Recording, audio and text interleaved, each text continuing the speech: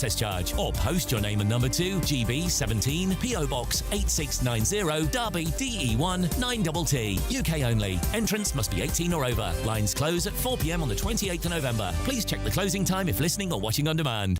Hi, I'm Michelle Dewberry, and my show is your opportunity to cut through all the noise and dive in headfirst to some robust debates. Ideas clash. Situation, isn't it? Because the failure is... You're deliberately avoiding my point. Nothing's held back. And if you think this is the end of it, wait for more. And we do not shy away from the difficult stuff. Sometimes I want to shake people and say, if only you understood. So join me on Jubes & Co. weeknights at 6 p.m, only on GB News, Britain's news channel. From the school run to the home run, watch a new show for all of Britain. So he can say whatever he wants. A straight talking show where all voices are heard.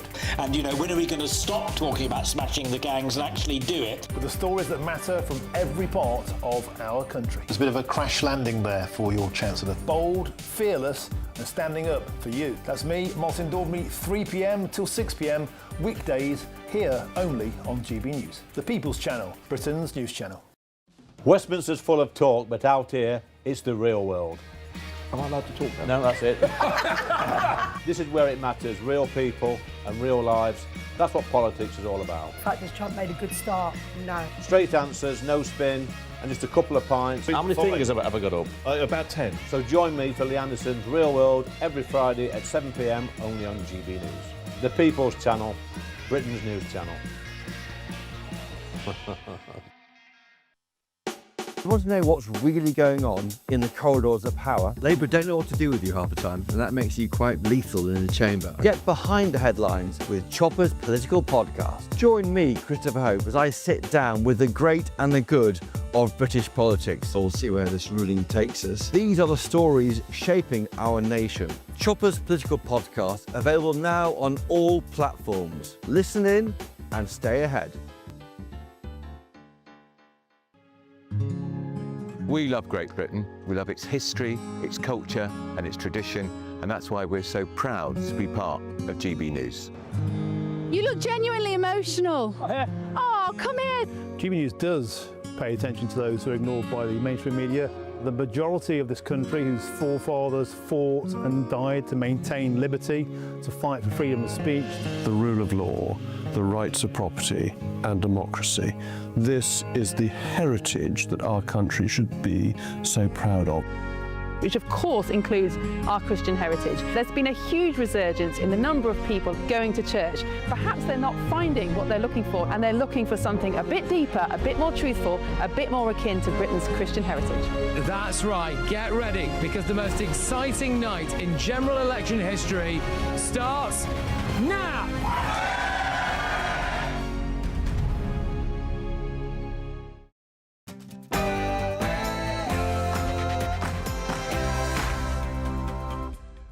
It's 9 p.m. I'm Patrick Christys. Tonight, to settle in this country forever is not a right, but a privilege. massive crackdown on benefits for migrants and... Heyo! It's so pretty. Just so easy and elegant.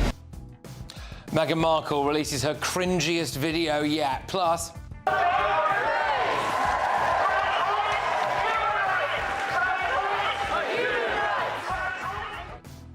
Trans women, so blokes, could be banned from women's spaces based on how they look. And today is the deadline for the artist formerly known as Prince Andrew to respond to the Epstein inquiry. Also...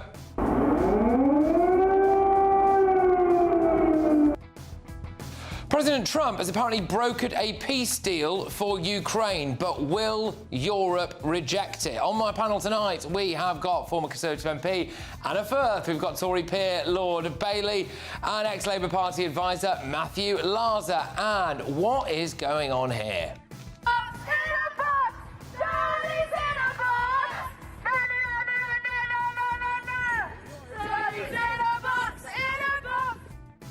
Get ready, Britain. Here we go.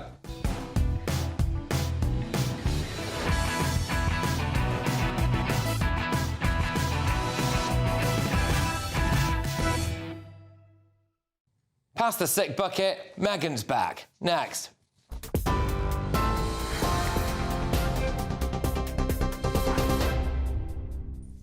Patrick, thank you and good evening. The top stories: chaos at the heart of government and a failure to take COVID-19 seriously cost 23,000 lives in the first wave of the pandemic, a public inquiry has concluded.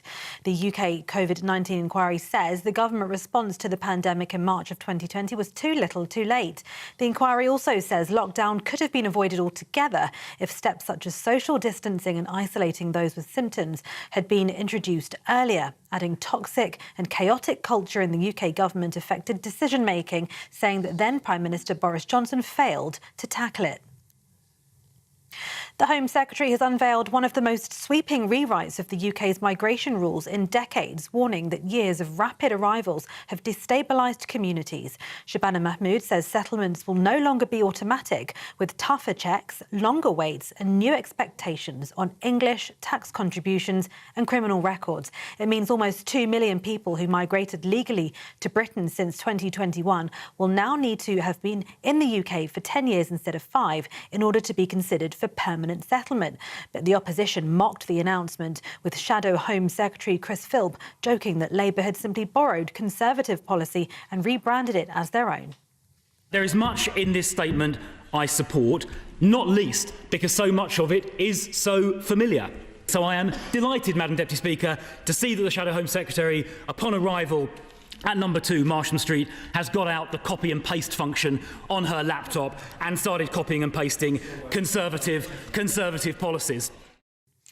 Shabana Mahmood hit back, insisting the Tories lost the right to lecture anyone after presiding over record migration and what she calls an open border experiment.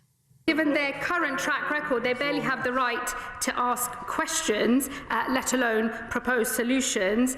Like settlement, it's my view that you have to earn the right to offer solutions, and I would say to him, one way of earning that right would be to apologise for what the Tories did first and foremost. Elsewhere, Volodymyr Zelensky will speak to Donald Trump after the US presented Ukraine with a draft peace plan to end the war with Russia. The plan was reportedly drafted by US Special Envoy Steve Witkoff and his Russian counterpart Kirill Dmitriev without Ukraine's involvement. In a statement, Zelensky's office said the US believed the draft plan could help reinvigorate diplomacy and added that Ukraine had agreed to work on the plan's provisions in a way that would bring about a just end to the war. And yellow warnings for snow and ice stretch across much of the country, and there's an amber alert for North Yorkshire, which could see 25 centimetres of snow. Around 100 schools in northern Scotland are closed as snow and ice bring further disruption across the area. The UK Health Security Agency's issued cold health alerts for England until Saturday, saying there could be significant impacts to the elderly and people with health conditions. And those are the latest headlines for now. More from me in an hour. You can now watch GB News live across the United States of America and the world on Truth Plus. Scan the QR code to find out more or visit gbnews.com/truth.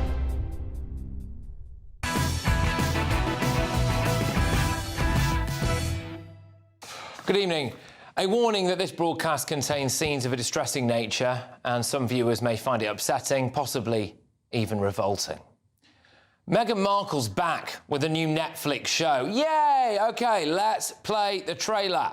I love the holiday season. I hate you calling it the holiday season. It's Christmas. Apparently the term holiday season is more inclusive. It recognises that not everyone celebrates Christmas. It acknowledges other winter festivals and holidays observed during the same period, like Hanukkah and Kwanzaa. So happy Kwanzaa from Meghan, everybody. But what's it all about, Meghan? The birth of the baby Jesus?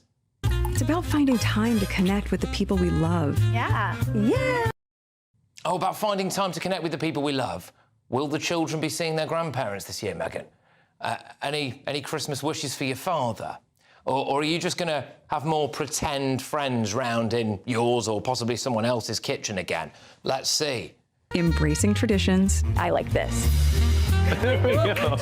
And making new ones. We are now in the Oh, yep, there they are. Bring in the randoms. You know, can't wait to see what they cook up this time. Will it be a complex smorgasbord of Michelin star delights? Crab raviolo with a lobster bisque and caviar foam? Let's find out. Heyo! It's so pretty. So easy and elegant.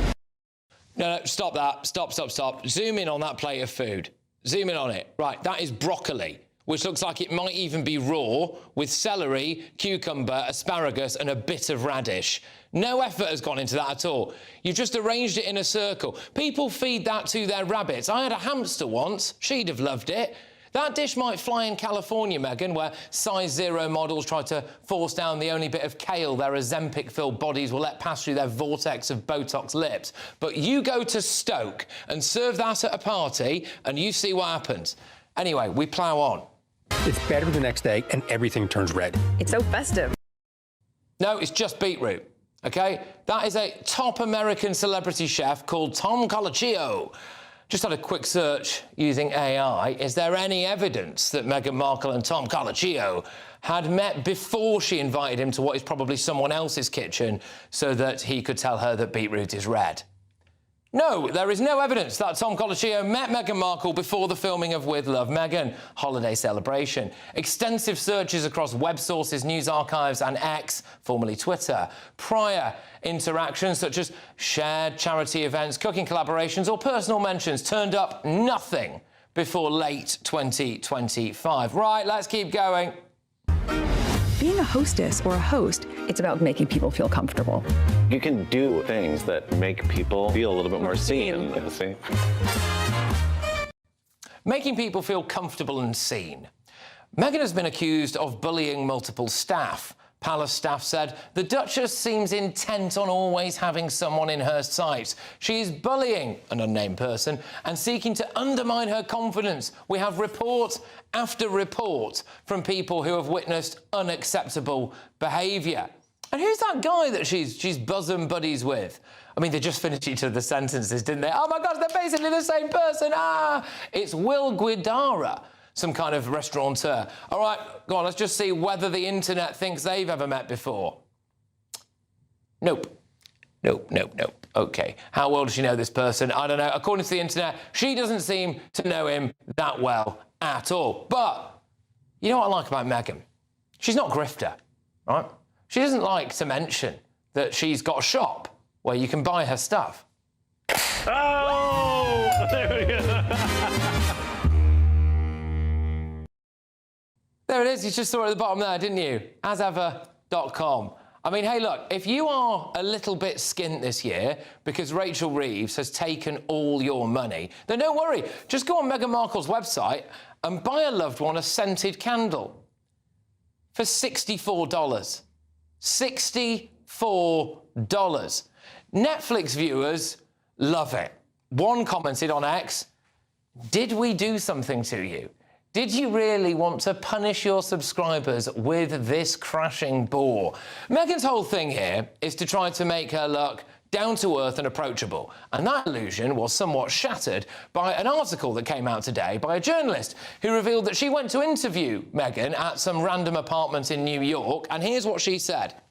"When I enter, the house manager announces, 'Meghan, the Duchess of Sussex,' even though we appear to be the only two people in the house." Really, she gets introduced by someone else as royalty. I mean, come on, really? The journalist asked her what she hopes will inspire her kids. She says, how brave she was to make jam. Yeah, she says this, "I hope they see the value of being brave," she says of her children, adding, "They saw it when the jam was just a pot on the stove, bubbling." Oh, yeah, very brave. Throughout history, we've had people like Neil Armstrong, first man on the moon. First man on the moon, yeah. The SAS ending the Iranian embassy siege in 1980, brilliant. Nelson Mandela survived 27 years in prison, went on to lead his country and end apartheid. And now, here we are in 2025, and we have Meghan Markle making jam. I mean, good grief. At this rate, I wouldn't be surprised if Prince Harry pitches a new reality show to ITV. I'm married to Meghan Markle. Get me out of here. Let's get our thoughts on my panel this evening. We've got former Tory MP Anna Firth. We've got Tory peer Lord Bailey. And, of course, ex-Labour advisor Matthew Larser. Anna, I mean, this is... I think it might be the worst one yet, from Meghan. It's definitely the worst one yet, and it's so disappointing to have Christmas approaching and to have this polluting the screens. But I don't know really where to start with it. I mean, is it the hypocrisy? The fact that they left these shores 5 years ago saying they wanted privacy, they wanted financial independence, they rejected the royal family, and yet she's monetising the royal family and her royal title at every step of the way. The lack of self-awareness. I mean, it's just appalling. Sean, you know when people come around to your house, right, do you wait in a different room and then pay someone to introduce you as Lord Bailey, and then you walk in? What if he says yes? Do you know, it reminds me of when my mum made it quite clear she will not be calling me Lord Bailey. Look, I want to go back a little bit. I thought they gave up the royal titles. I'm confused. They gave up some, but not all. Oh, so they cherry-picked and kept the best ones. They gave up the patronage, they gave up all the charity work, they gave up all the royal duties. And the other thing I want to point out is they are going to get financial independence, because if they can sell you a jar of jam for 64 quid... That was a candle. And excuse me, a couple of them and they'll be very independent indeed. That's ridiculous. I know. What's stunning to me is, does Netflix think people like this stuff? Do they know something we don't? Are the viewing figures good? Or did they sign a bulk deal in the beginning and they can't get rid of her? Yeah. It's one of the two. I think it's the latter. I mean... I thought you were very hard on the radish. I thought that was a real sign of artistry. That is the thing, isn't it? It's like, OK, so if you've got all these top... let's get a picture of that rabbit food that she's serving there. I mean, it's just basically raw veg assembled in a circle. I mean... No, it's not very appealing. I have to say, it's the... I can do that, though. It's the best Christmas comedy I think we're going to get. So, I mean, we used to have all the great Christmas comedies, and we're a bit thin on the ground at the moment. So I think, Meghan has ridden to the rescue, as we were barely concealing our laughter during your introduction. I mean, it is just absolutely extraordinary, because not only does she pay somebody to introduce her in a house, it's not even her house. No. It's somebody else's house. It's weird on every single level. There's nothing that is remotely normal about anything. She went up in a glass lift in the house where she was the only one to another floor for the interview. So there's loads more details. We couldn't fit it all into that thing. So another detail about this is that she met this journalist at another place, which was at a restaurant, and then so she's having a chat, and then a waiter comes over. Without Meghan asking, so this is, oh my gosh, well, how did this just happen? The waiter comes over with a cappuccino with Meghan's face 3D printed on the top of it, and apparently she goes to the journalist like, oh my gosh, that was when I was in South Africa with the royal family. It's like, Meghan, that didn't just happen, did it? Do you know what? Look, what she needs to do is not take herself so seriously. If she just said, look, I'm a little bit corny, come on a journey with me, it's the idea that she's serious and she's heavyweight, and then these things magically happen. It's beyond infuriating. That's not the thing that annoys me the most. The thing that annoys me the most is she's so false, and she is pretending that she is a good... I think she genuinely thinks she is actually a good icon, a good example, but it is absolutely grubby. And on this jam thing, I looked up the jam stuff as well. Her jam is her raspberry jam is £10.80, and you get a keepsake jar, whatever that is. Well, it's just the jar. Does everybody else make you give back the jar? Hang on, the King's jam, Patrick. The King's jam from Sandringham is only £4.99. And Tiptree, Essex Tiptree jam, best jam, of course, in the whole country. £3.99, strawberry with champagne. Let me just put a slightly different case up here to you, Matthew. So there is an argument to say, well, we wanted her to, I suppose, kind of leave the royal family. All right, the titles thing is well annoying, but. And she said she was going to get financial independence, which presumably, to be fair, she is coining it in from Netflix. The candles. And the candles and stuff. So she's doing all of that.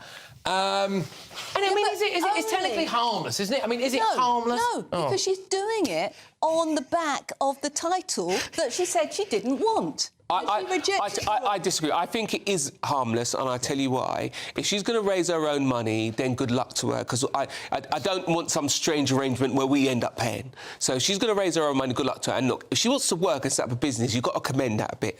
We have a lot of people sat at home doing bugger all. She's doing some work. And just to be clear... If we took away the title, so she can't be introduced in a house where there's only her and one other. I don't have any problem with that. Duchess of Sussex. Taking the titles away, but I actually thought they'd given it up. She said she had given it up. Yeah, she did. I'm confused. But now she's realising she makes money on it. I mean, what I particularly love is the quote about the jam, where she says in the Harper's Bazaar interview, I hope this is about the kids. I hope they see the value of being brave. They saw it when the jam was just a pot on the stove, bubbling. When you're young, I think you're a bit more fearless, but as we get older, we lose some of that. What does that actually mean? What does that even mean? That's brilliant. And it also gives the impression that she's there stirring every pot of jam. Exactly. And I think we know that the jam isn't all coming from the Montecito stove. Exactly. So even when you try and give her the benefit of the doubt, the other thing is the edition of Harper's Bazaar she's in, which is the sort of December-January issue, is labelled as the art issue. So maybe the whole thing is actually a piece of performance art, and it is done ironically, because there's got to be some irony there. Is she any worse than any other sort of Hollywood type who take themselves very seriously and don't realise that their heavily moneyed world mean that they live a different existence from everybody else? There is an argument to say she can't win. I mean, look, and I'll be the first, having just absolutely smoked her for the last however many minutes. I did that, and I enjoyed doing it, and will inevitably do it again at some point. the reality is that there's not really anything she could do that I would... She could get a job. I wouldn't... This is her getting a job. No, actually, no, to be fair, I'm going to immediately contribute. There is stuff she could do, because it's the tone of it, isn't it, for her? And also, I think it's the kind of... Actually, she could do, like, just... She could act. She was an actor. Well, apparently she is starring in a film now. But is it as herself? As herself, Yeah, she can't act anymore, because you'll just be thinking, that's Meghan Markle. Where's Harry? That's the first thing you'll think. She can't act. Well, where is Harry? Because he doesn't feature in this... She gives him a kiss. But he doesn't speak, does he? Is he allowed to speak? Because he's wised up. He's obviously looking at this through his British eyes, thinking this is going to sink when it gets to Britain. This is terrible. So I won't be in it. I stand the way she's always boasting about how much Harry loves her, which, of course, is all a massive sign of insecurity. But she never once says how much she loves him. Oh, interesting. That's a really interesting point, just before we move on, because... I read those quotes because she's done that before. She's done things like, oh, my gosh, that man loves me so much. And then there are quotes in this Harper's Bazaar piece about... it's Harper's Bazaar, isn't it? It is, yeah. I always get it mixed up. Anyway, Harper's Bazaar. And where she's basically saying, like, again, he loves me more than anything. He loves me... And I could have missed it. I could have missed it. I hold my hands up if I have. But I don't recall seeing the quote about her saying the same about him. Not one quote about him. I just find it so narcissistic. It's just all me. But the whole presentation shows you that it is. It's all about her magic jam. Yeah. The magic Meghan Markle. Are you not buying the candle for your missus for Christmas, 64 Sean? quid, you're having a Lady bubble. Bailey? Never... 64 quid? I'll make a candle. I'll make my own. God, nice. That's the spirit. Yeah. OK, anyway, look, OK, what I will say before we move on is that, you know, like I said before, many people will think that Meghan Markle is actually, you know, she's got some fans, hasn't she? Yeah. And she's actually just trying to make her own way in the world, and everyone needs to cut her a bit of slack. But I do think there was quite a lot of comedy to go out there, personally. But anyway, it is time now for the Great British Giveaway, and it's the Christmas edition, yes. 40 grand in cash, loads of shopping vouchers. Do you think how many candles you could get from Meghan Markle with 40 grand in cash? 2 candles! Yes, there you go. Anyway, here's how you can be in it to win it. There's just 2 weeks left to see how you could win your Christmas this year paid for by us. First, we'll give you an incredible £30,000 in tax-free cash, so you can have a brilliant New Year. Then we'll give you a further £10,000 cash to spend on all your Christmas presents, the decorations, even the tree. Christmas lunch, that's on us too, with £1,000 in shopping vouchers to spend at your favourite supermarket. Finally, a GB News Christmas goodie bag. And the best news?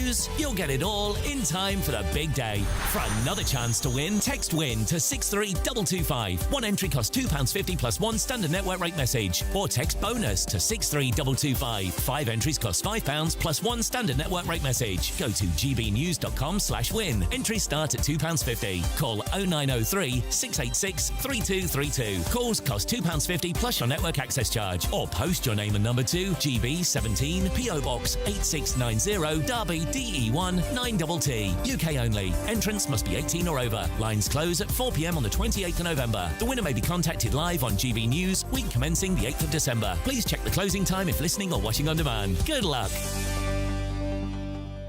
Well, still to come, from kind of light-hearted news to very serious stuff, actually. So President Trump believes that he has actually now brokered a peace deal between Ukraine and Russia. The slight problem is that it looks like Europe is rejecting it. So how long can we carry on with this? The stakes are high. Also, Settle in this country forever is not a right, but a privilege. well, nearly 500 migrants a day are now signing on for benefits, about 1.3 million of them in total. But today, there was a big benefits crackdown. Should benefits only be for British people? That's the head-to-head.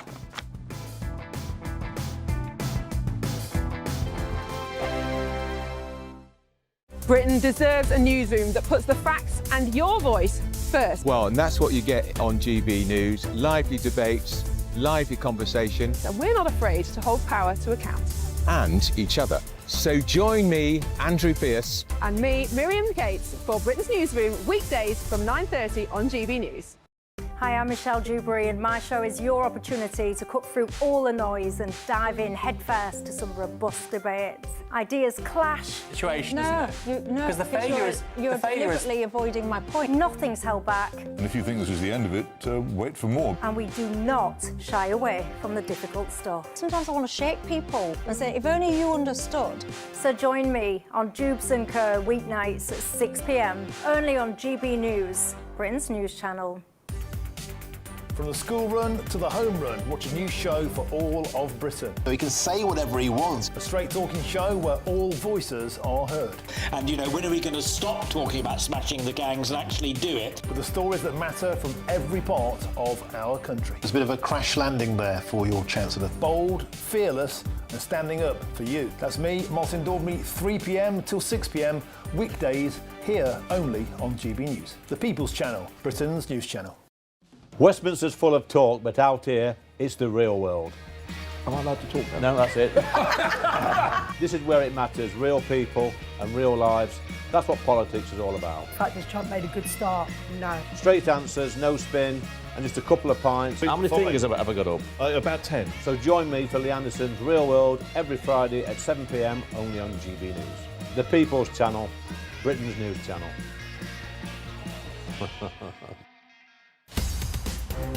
In the GB Newsroom, we bring you the news as it happens. With our team of dedicated journalists across the UK. We're ready to keep you up to date with what's happening every half an hour, every single day. Bulletins here on GB News. The People's Channel. Britain's news channel. Mornings don't have to be tiresome, especially if you have the right company. Wake up to news as it happens, opinion and debate, and of course, a little bit of entertainment too. Because when the kettle's on, we're on. That's Breakfast on GB News, a show worth waking up for. Every morning from 6 a.m. Only on the People's Channel, Britain's news channel. We'll spread the news, you spread the word. Join me, Nana Akwe, for an informative, interactive news programme with a difference. It's fun. No, he didn't say that, though. I'm so surprised. I think there's an element of truth to that. Join me from 3 p.m. every weekend, only on GB News, Britain's news channel.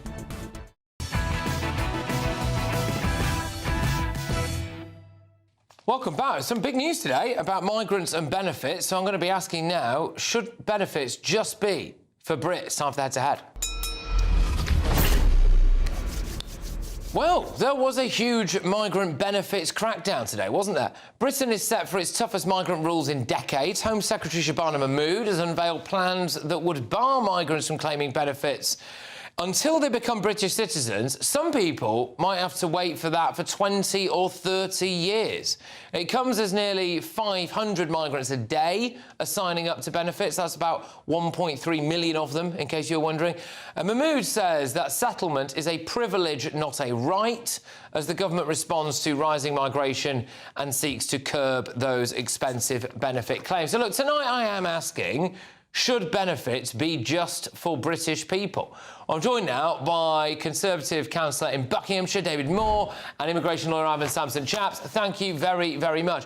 David, I'll start with you. Do you think that benefits should just be for Brits? Yeah, I do. I think if you pay into a system all your life, I think you're able to be entitled to that safety net. We cannot pay for welfare for the entire world, and that is a fact.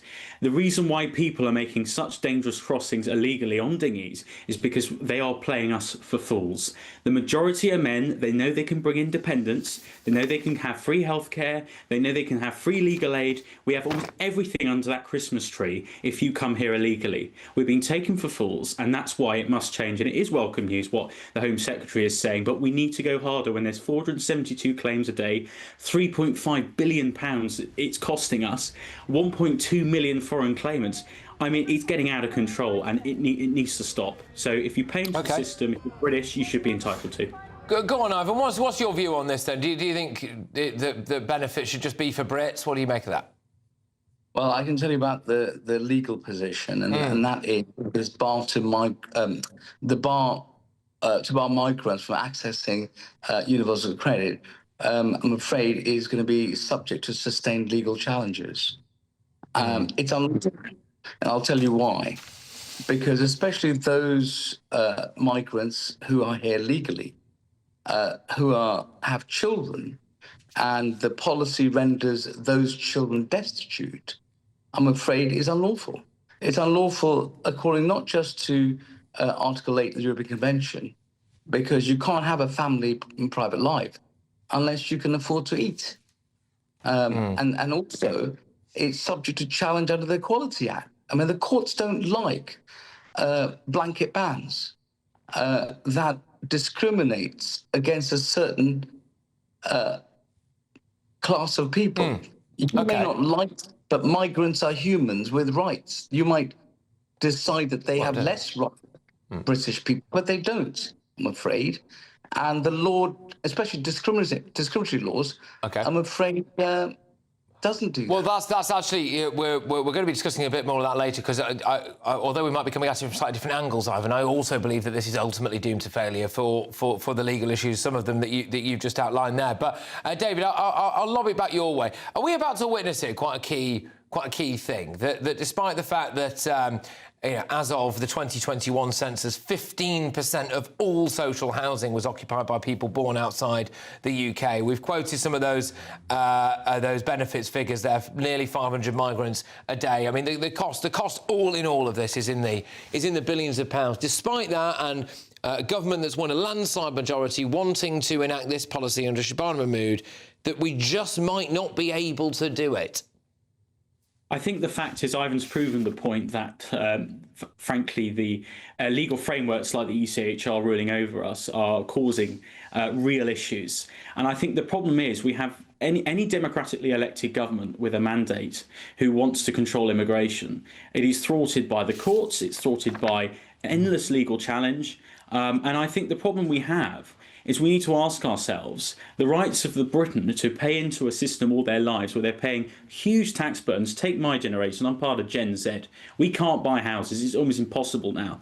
We're being taxed at huge levels for just trying to give back to society. And yet, apparently, if you come here, and if you come here illegally, you're entitled to all these benefits. And even if you come here legally, in my view, net migration is way too high. The entitlement to social housing, for example, in, like you just mentioned, parts of London, like Tower Hamlets, where they have huge levels of social housing caused as a result of migration. Where is the social housing for people who have lived here for decades, who've paid into the systems for decades? It is about fairness. It's utterly unfair. Well, so Ivan, I get that. I believe, anyway, I don't put words in your mouth, but I believe you are a believer in like the idea of total human rights, that every single human being, no matter where they are on the face of the earth, basically has exactly the same rights as everybody else. I think fundamentally that is what is being disputed here, isn't it? Because if you look at the case, so 66% of adults with refugee status in Britain are living on benefits. That's universal credit. We've got 90,000 more people on an asylum waiting list. It stands to reason that the majority of them will probably go into the benefits system as well. And you've got British people there like David and his younger compatriots who are thinking, well, they've abided by the law all their lives, they're trying to earn a crust, they're not trying to claim benefits, and opportunities are not being afforded to them. We're about to get a budget that's going to clobber some people. So should it not be that born and bred Brits are at the top of the queue when it comes to benefits? No, I don't believe that, because, look, you say people who pay into the system should be able to take out the system. Well, migrants do. They pay national insurance contributions just like you and me. And if you've been paying national insurance contributions for decades, why should you not be permitted to use the universal credit system should you have the need to do so, first of all? Secondly, I mean, look, you'd have to come out of the convention, European Convention. You'd have to come out of the Refugee Convention because refugees cannot be treated less favourably. You'd have to come out the Children's Act. Okay, you'd have to come out of the basic moral rights that people have to eat. Children need to eat. Destitution does not save money. It just shifts the burden from the government to local authorities. And what you create is an underclass. That's not British. You might think being British is being able to claim benefits. It isn't. Being British is treating people fairly, especially children. And you don't speak for the majority of people, I'm afraid. You speak for the minority. You sound like you speak for the majority, but you don't. It's quite funny because the number one issue in this country is migration. It's been polled multiple times. I thought you knew the law. Before 1998, ECHR was not enshrined into law until the Human Rights Act came in. We had human rights before 1998 and we had stable borders. It all went out of control when the likes of Blair, the likes of Lord Hermer got their way and decided to put the rights of those who are breaking the law over the rights who are paying into the system and following the law. It's proven that re-immigration will save the taxpayer. It's saved money in Denmark. They have a centre-left government. They have very good human rights, but they've said simply, you cannot just come here, claim everything under the sun, never pay into the system, because that's costing the taxpayer. So it's a lose-lose. And I'm sorry, but I have to refute that. All right, look, guys, sorry, we are going to have to move on, I'm afraid. I know Ivan would want us to come back to that, but thank you very much, both of you. It's a Conservative councillor in Buckinghamshire, David Moore, and immigration lawyer, Ivan Sampson. We're returning to this at 10 p.m, because there's a seriously big announcement today, and I'm going to run you through exactly what Shabana Mahmood is planning on doing when it comes to benefits and migrants. But remember, you can send us your views at gbnews.com/your say, and there is a brand new way to take part in the conversation by becoming a friend of GB News for free. Join the community and be part of our shows by becoming a friend of GB News. Get a direct line to join the conversations that you hear us talking about every day in our programmes by commenting on Your Say and voting in You Decide polls. Access opinion, analysis and behind-the-scenes videos as we share more from the stories that you see on TV and radio. Plus, watch our shows live and on catch-up anywhere, anytime. If you love our channel, become a friend of GB News for free by scanning the QR code or going to gbnews.com/friend. Don't just watch our programmes, come and be a part of them. Wow, coming up, the deadline is up now, I think, actually, for the artist formerly known as Prince Andrew to respond to a US inquiry into notorious international paedophile Jeffrey Epstein. But with no legal obligation to talk, will he say anything? And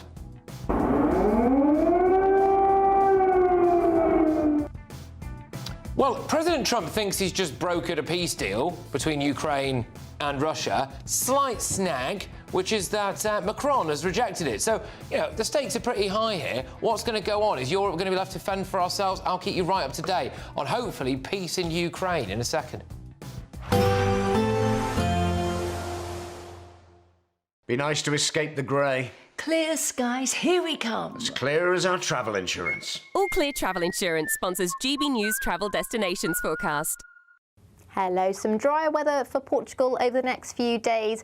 Rain will affect parts of the Canaries, in particular Tenerife through Friday. Highs of 19 degrees with overcast skies. Lisbon looking nice and dry, just 10 degrees though, so still fairly chilly. Now the remnants of Storm Claudia moving into the Mediterranean, bringing some persistent wet weather through Friday and into the weekend as well. But if we look to Tenerife, it is looking much drier and brighter by Monday. Bye-bye. All Clear Travel Insurance sponsors GB News Travel Destinations Forecast. Hi there, welcome to the latest update from the Met Office for GB News. We've seen plenty of wintry weather across the UK, whether it's to do with frost, ice or, in some places, snow. Those showers will ease during the next 24 hours, but it stays cold, and where we have seen showers, there's a risk of ice overnight, and ice is the main concern. Slippery surfaces by Friday morning, particularly for the north of Scotland, eastern England, where a few showers continue into the evening, Northern Ireland, West Wales and the far southwest. That's where we've seen these showers coming and going, and with temperatures dropping overnight under widespread clear skies, there is that risk of icy stretches. -2 to -6 Celsius for many, below -10 Celsius for higher parts of Scotland, particularly where we've got some snow cover, but the snow showers will have mostly gone by morning. Many parts of Scotland seeing clear blue skies. Despite the chill, winds will be light, and with the sun coming through, a beautiful, albeit crisp, late autumn morning. Northern Ireland, similar. And for much of England and Wales, it's clear blue skies, but a few exceptions. Some patchy cloud will affect parts of the Midlands into East Anglia in the southeast, and there'll be a few freezing fog patches further west as well, taking their time to clear through the morning. But for many, it's simply a sunny Friday. That is until it turns cloudier across Scotland and Northern Ireland during the afternoon, an approaching weather system marking a change to something very different this weekend. But it stays cold, with temperatures of 6 or 7 Celsius at best in many places. Then, as we go into Saturday, here's that change I mentioned. A weather front sinks its way southeastwards, bringing spells of rain to many places, particularly during the morning. It stays wet then in the south and southeast into the afternoon. Some sunshine towards the west and north, albeit with some showers, and temperatures recovering. It's going to turn a little milder, although not as mild as it has been recently.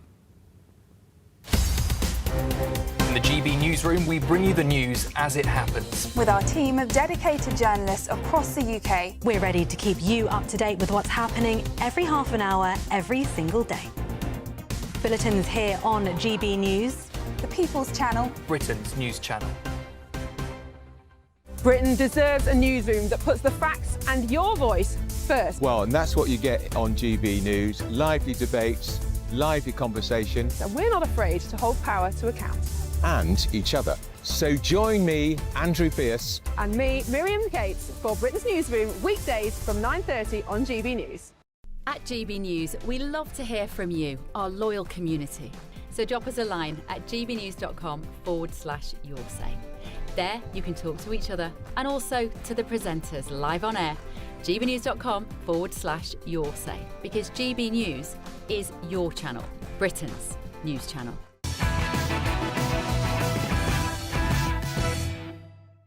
Right, welcome back. It looks like the Ukraine war might finally be coming to an end. So Ukrainian President Volodymyr Zelensky has received a draft peace plan today from the US after American leaders arrived in Ukraine earlier today. The 28-point peace plan proposal, which is quite difficult to say actually, was reportedly drafted by US Special Envoy Steve Witkoff and his Russian counterpart Kirill Dmitriev without Ukraine's involvement. But let me give you some details about what we know is in this plan so far. So Ukraine would give up the entire Donbass region and would have a cap on its long-range weapons, and apparently would have the size of its military limited. Now, slight snag here is that French President Emmanuel Macron has rejected the deal, and just in that break there, I went on social media and I saw France's most senior military general has literally just said France must be ready to, quote, lose its children to fight against Moscow. So the French aren't having it. I'm not sure what the French children make of all of that, but the Ukrainian president will be hoping to negotiate this proposal with Trump in the coming days. So look, are we now on the brink of peace in Ukraine? Let's go live to Ukraine, to Kiev, where I'm joined with journalist Audrey McAlpine. Audrey, thank you very, very much. OK, so peace, is it within our grasp? I think that many people here in Ukraine would say no. This is a similar plan that we saw after the Trump and Putin summit in Alaska in August. And it's also a very similar plan to the one that we saw at the beginning of the full-scale invasion back of 2022. While Ukraine is in a difficult scenario because it's losing on the battlefield, and President Zelensky is facing domestic turmoil here in Ukraine in light of a corruption scandal that has plagued his inner circle. But could still, you just, sorry, Ukrainians... Audrey, to cut you off. Sorry to cut you off. Could you just explain that to my viewers and listeners, please? Because that is a vital point on this. Zelensky's in a bit of trouble, isn't he? He is. So it was found that members of his inner circle, Mindich, who, when Zelensky, remember, he was a comedian before he was a president, and he had his own comedy troupe and company, and his business partner, Mindich, later rose to become involved in a role that basically allows contractors to vie for government contracts regarding the security of Ukraine's energy. And he was found to have, him and a couple of accomplices were found to have taken around $100 million in terms of bribes, and they've since fled to Greece. Now, Right. Zelensky's getting a lot of hot water for this. Yeah, well, I can imagine so. OK, so that might have an impact on this. This is ultimately, I think, going to come down to trying to make it a bit more local for my viewers and listeners, which is that we are continuing to support Ukraine. We are funding them. Some people think we should just do this the whole hog and everything forever. But we've got a terrible budget looming. People are feeling poorer. Taxes are going up. And if there is something genuinely credible on the table, whilst it might be unpalatable, you know, do you think that European nations should urge this to be finished, really? I think the argument against that would be that, you know, if you're unwilling to pay your dollars now, you might be paying with your sons later, as the French president is perhaps alluding to. And people feel that there is a hybrid warfare already being waged on Europe by Russia. As to whether Putin would actually invade Europe, of course, that seems like a bit of an extreme step. And it's understandable that Ukraine might face these losses of territory anyway. And so why not agree to it now? Let's just play a little clip from Caroline Levitt, who's the president's spokeswoman. She was speaking, I think, maybe a couple of hours ago, actually. Here she is. Special Envoy Witkoff, that Marco Rubio have been working on a plan quietly for about the last month. They've been engaging with both sides, Russia and Ukraine, equally to understand what these countries would commit to in order to see a lasting and durable peace. So they have been engaged with both sides, and these talks are continuing. As always, I'm not going to litigate the details of this plan as it's ongoing and it's in flux, but the president supports this plan. It's a good plan for both Russia and Ukraine, and we believe that it should be acceptable to both sides. No, there's a concern for me here, which is that if Emmanuel Macron doesn't budge on this, we don't know what the British stance on this is yet at all. We don't know what the German stance on it is. If they decide this is unpalatable, they urge Zelensky to reject it. President Trump just goes, fine, you're on your own. Yeah, the German foreign minister was insistent earlier today that Europe must be involved in this. And I think Zelensky feels that he has enough backing to maybe continue without Trump. And what Caroline Levitt said there is not entirely true. I mean, this peace plan was hatched between Witkoff and the Russian envoy in Miami, but without really a Ukrainian presence. They haven't really been consulted when it comes to this new plan. Yeah, great. So, well, look, it's great to see you, and nice to see that you're keeping safe and everything. And I wish you all the best, Audrey. I'll talk to you again soon, hopefully. Take care. Audrey McAlpine there is journalist who's on the ground there in Kiev for us. So, look, I'm very keen to get your views on this now. You know, if there is something resembling a relatively credible deal here, you know, would you prefer that we took that deal, we urged Ukraine to take that deal, and maybe we brought some of that money back home, or are you full square behind the continuation of this? Anyway, coming up, 2 million legal migrants, face far longer waits for settled status under tough new proposals today. I've got a problem with this, though. I think legally, she's in big trouble, Shabana Mahmood. But a deadline has hit now for Prince Andrew to respond to a US inquiry into notorious paedophile Jeffrey Epstein. Well, I'll tell you exactly what he has or hasn't done there. But on Wednesday, the 26th of November, you can join me right here in this studio for a big budget special. If you want to be in my audience next week, just go to sro.co.uk and get your tickets. I'm Michelle Dewberry. This is Jubes & Co. with you. Hello everyone, Patrick Christys here. GB News. Britain's news channel. Access the stories that matter to you. Take the GB News family with you on any device. And as long as you have an internet connection, tune in to GB News anywhere on the planet or beyond. GB News, the People's Channel, Britain's news channel. Hi, I'm Michelle Dewberry, and my show is your opportunity to cut through all the noise and dive in headfirst to some robust debates. Ideas clash. Situation, isn't it? No, Because the failure is... You're deliberately avoiding my point. Nothing's held back. And if you think this is the end of it, wait for more. And we do not shy away from the difficult stuff. Sometimes I want to shake people and say, if only you understood. So join me on Jubes & Co. weeknights at 6 p.m, only on GB News, Britain's news channel. From the school run to the home run, watch a new show for all of Britain. So he can say whatever he wants. A straight talking show where all voices are heard. And, you know, when are we going to stop talking about smashing the gangs and actually do it? With the stories that matter from every part of our country. There's a bit of a crash landing there for your Chancellor. Bold, fearless and standing up for you. That's me, Martin Daubney, 3 p.m. till 6 p.m, weekdays, here only on GB News. The People's Channel, Britain's news channel. Westminster's full of talk, but out here, it's the real world. Am I allowed to talk now? No, that's it.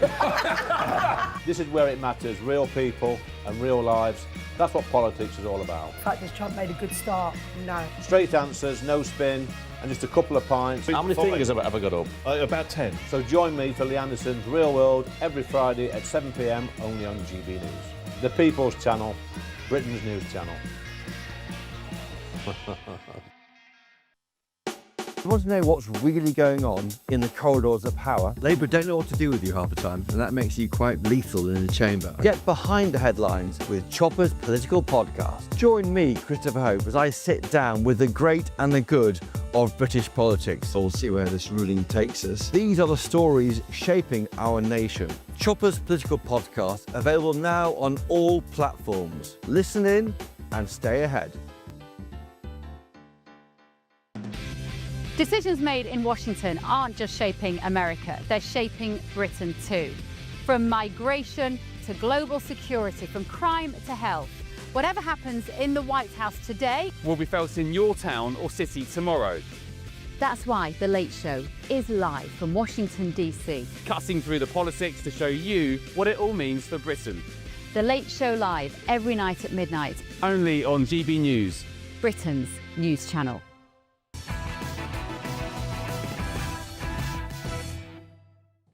Welcome back. Today is the deadline for Andrew Mountbatten Windsor, the man obviously formerly known as Prince Andrew, to say whether he will speak to a US Congress committee investigating the convicted paedophile Jeffrey Epstein. Andrew was invited by the US House Oversight Committee to face questions about what they called his long-standing friendship with Epstein a fortnight ago. Revelations about their relationship led to Andrew losing all his titles in one of the greatest ever scandals to rock the royal family. So, what's he done? Has he done it? Will he do it? We're joined now by the legendary royal commentator Jenny Bond. Jenny, come on then. What's Andrew done about all of this? Nothing.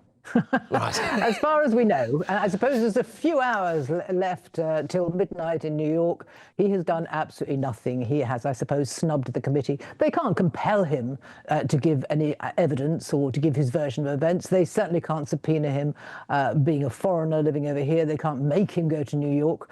But I think any reasonable person would think that the decent thing would have been to allow himself to be interviewed remotely and confidentially, if you like. But as far as we know, and I'm pretty sure it's true, it hasn't happened, and I don't think it's going to happen. Do you think that he would have been told not to do it by the king? I don't think the king advises his brother on anything to do with Epstein. I don't think he has a great deal to do with Andrew at the moment. I don't know who advises Andrew. Whoever does perhaps should be fired if there is anyone advising him. I think he's very solitary now. He's very isolated. He's taking his own counsel. He is perhaps still talking to his daughters and Sarah about these matters. But essentially, I just think he's put his head in the sand and said he's not going to say anything, which, of course, leads us all to disbelieve his protestations of innocence. Well, quite. By the way, you said that, you know, if you had been Prince Andrew's advisor, you'd leave that off your LinkedIn CV profile, wouldn't you? I think. You wouldn't want that there. You wouldn't want it to be like, what was your last... There's a gap on your CV here for 3 or 4 years. What were you doing? Was Prince Andrew's special advisor, actually? So there we go. Yeah, so he's got no compulsion to do it whatsoever. What is the latest when it comes to Andrew in terms of Royal Lodge and everything with that now? Is he on the way out? I saw pictures of him horse riding the other day. He seems to be having a great time. Yeah, the understanding was that he had been banned from taking out the horses because, of course, there's paparazzi all around and nobody wanted photographs of him. But a few weeks have gone by and he's been very quiet, laid very low. I understand he's pretty depressed. I suppose you would be, wouldn't you? He's going to have to leave his home of some 20 years, but that won't be till after Christmas. But I also think that the royal family they do feel they have a duty of care for his welfare. You can kick a man just so much when he's down, and so I think perhaps the king relented and said, "Okay, you can go out horse riding." But of course, he was photographed, and it's a bad look, and it distracts once again from what the other members of the royal family are doing.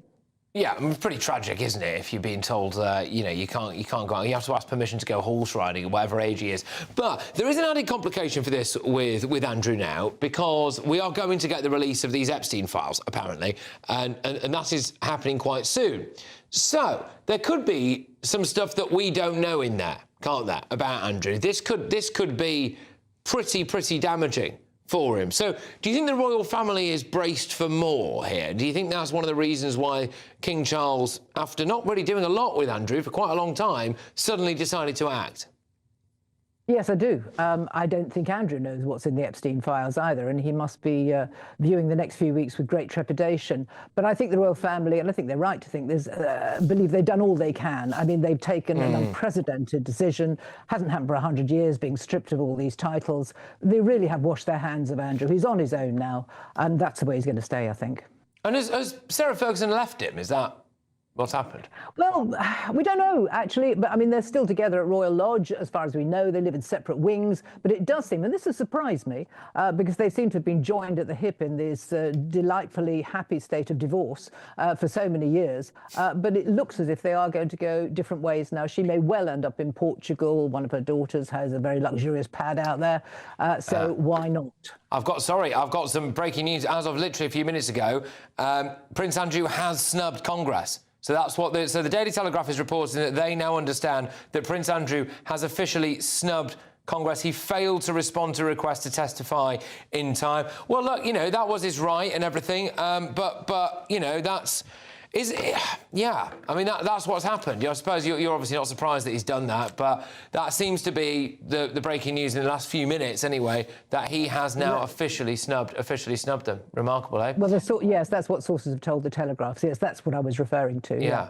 Brilliant. OK. All right, Jenny, thank you. Good stuff. Jenny Bond there, who is a royal commentator, distinguished royal commentator. Great stuff. So Andrew Mountbatten-Windsor has previously and continues to deny any wrongdoing. We make that very clear. But coming up, it's been a huge day for people who care about immigration, both legal and illegal. It's a huge day for people who care about benefits, who care about where your taxes are going. So I'm going to be picking the bones out of what Shabana Mahmood said in Parliament earlier and asking whether or not it's going to work. Have we finally turned a corner here? Some really interesting points of detail. And the other thing is that trans people, blokes, are still allowed in women's changing rooms.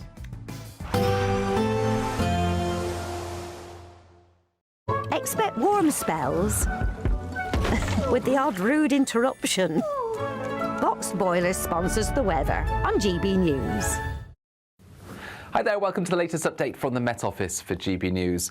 We've seen plenty of wintry weather across the UK, whether it's to do with frost, ice or, in some places, snow. Those showers will ease during the next 24 hours, but it stays cold, and where we have seen showers, there's a risk of ice overnight, and ice is the main concern. Slippery surfaces by Friday morning, particularly for the north of Scotland, eastern England, where a few showers continue into the evening, Northern Ireland, West Wales and the far southwest. That's where we've seen these showers coming and going, and with temperatures dropping overnight under widespread clear skies, there is that risk of icy stretches.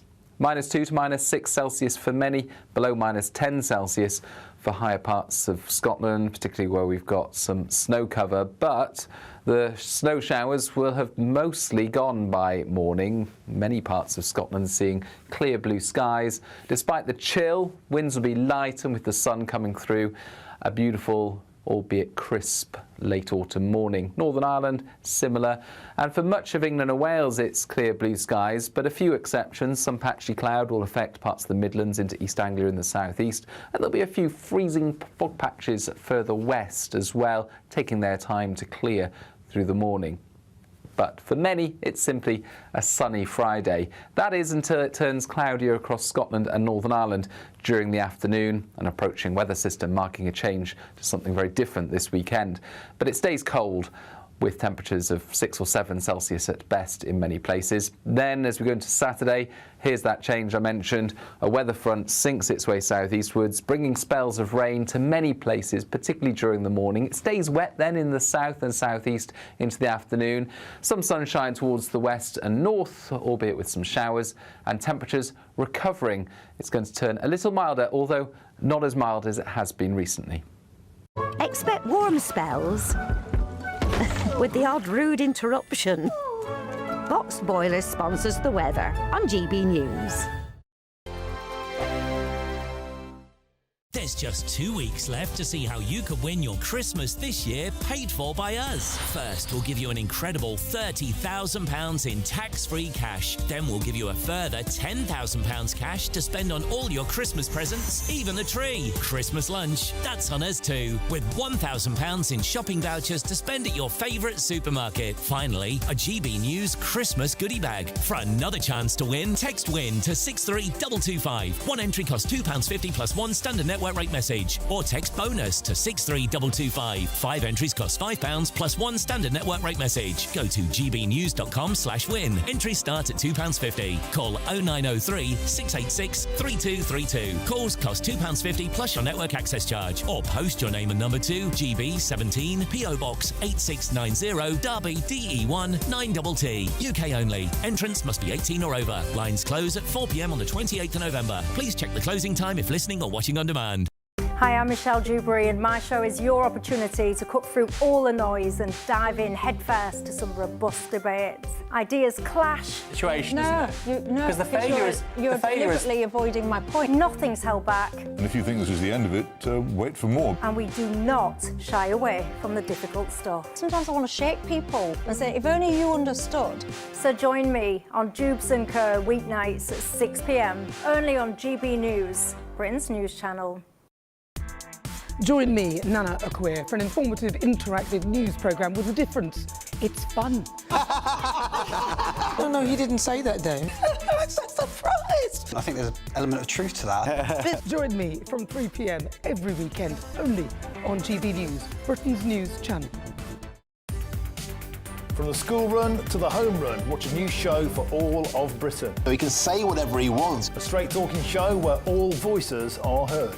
And, you know, when are we going to stop talking about smashing the gangs and actually do it? With the stories that matter from every part of our country. There's a bit of a crash landing there for your Chancellor. Bold, fearless and standing up for you. That's me, Martin Daubney, 3 p.m. till 6 p.m, weekdays, here only on GB News. The People's Channel, Britain's news channel.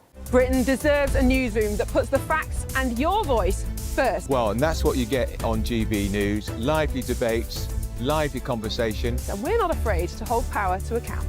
And each other. So join me, Andrew Pierce. And me, Miriam Cates, for Britain's Newsroom, weekdays from 9:30 on GB News. Britain was once the envy of the world. But look around. A nation that no longer knows what it is or where it's going. A country that's broken. How do we fix Britain? How do we bring it back? Friday night with Matt Goodwin at 8 p.m, only on GB News.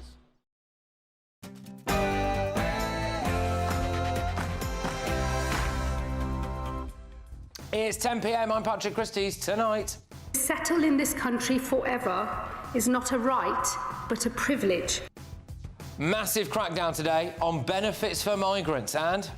Heyo! It's so pretty. So easy and elegant. Meghan Markle releases her cringiest video yet, plus...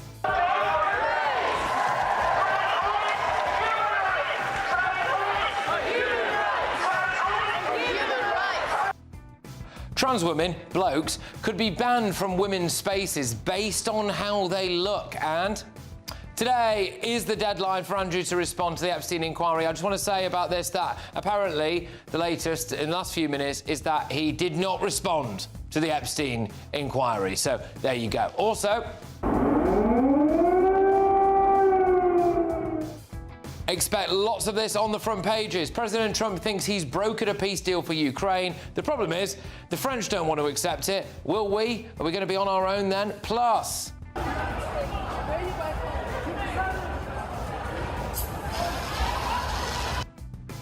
I'm not joking, that is COP30 in Brazil and it's on fire, or at least was on fire. So climate talks had to pause because of a fire there. I mean, God, kind of poetic, isn't it? On my panel tonight, it's the former Conservative MP Anna Firth. We've also got Tory peer Lord Bailey and ex-Labour Party advisor Matthew Larzer.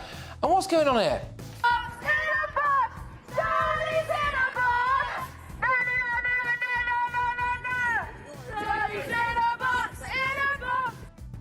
Get ready, Britain. Here we go.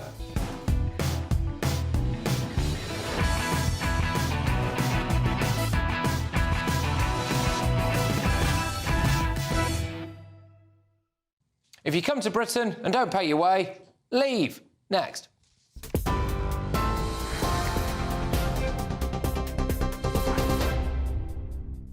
Good evening. The top stories: chaos at the heart of government and a failure to take COVID-19 seriously cost 23,000 lives in the first wave of the pandemic, according to a public inquiry. The UK COVID-19 inquiry says the government response to the pandemic in March of 2020 was too little, too late. The inquiry also says lockdown could have been avoided altogether if steps such as social distancing and isolating those with symptoms had been introduced earlier. Adding toxic and chaotic culture in the UK government affected decision-making, saying that then Prime Minister Boris Johnson failed to tackle it. The Home Secretary has unveiled one of the most sweeping rewrites of the UK's migration rules in decades, warning that years of rapid arrivals have destabilised communities. Shabana Mahmood says settlement will no longer be automatic, with tougher checks, longer waits and new expectations on English, tax contributions and criminal records. It means almost 2 million people who migrated legally to Britain since 2021 will now need to have been in the UK for 10 years instead of 5 in order to be considered for permanent settlement. But the opposition mocked the announcement, with Shadow Home Secretary Chris Philp joking that Labour had simply borrowed Conservative policy and rebranded it as their own. There is much in this statement I support, not least because so much of it is so familiar. So I am delighted, Madam Deputy Speaker, to see that the Shadow Home Secretary, upon arrival at number 2 Marsham Street, has got out the copy and paste function on her laptop and started copying and pasting Conservative policies. Shabana Mahmood hit back, insisting the Tories lost the right to lecture anyone after presiding over record migration and what she called an open border experiment. Given their current track record, they barely have the right to ask questions, let alone propose solutions. Like settlement, it's my view that you have to earn the right to offer solutions, and I would say to him one way of earning that right would be to apologise for what the Tories did first and foremost. 13 people were treated for smoke inhalation following a fire at the COP30 venue in Belém in Brazil today. The UN says the fire is now contained with limited damage. It's not yet known what caused the blaze. The talks were in the final hours of trying to agree on next steps to tackle climate, but the fire has disrupted negotiations. And Stone Roses' Gary Manny Mountfield has died at the age of 63. Mountfield was a founding member of the legendary group and later joined Primal Scream. Manny's bandmate Ian Brown led the tributes on X, writing, "Rest in peace, Manny." Oasis singer Liam Gallagher posted, "In total shock and absolutely devastated on hearing the news." Those are the latest headlines. For now, more from me in an hour. Tune into GB News Radio wherever you are, online, on DAB digital radio, on TuneIn, on Radio Player and on your smart speaker. Just say, play GB News.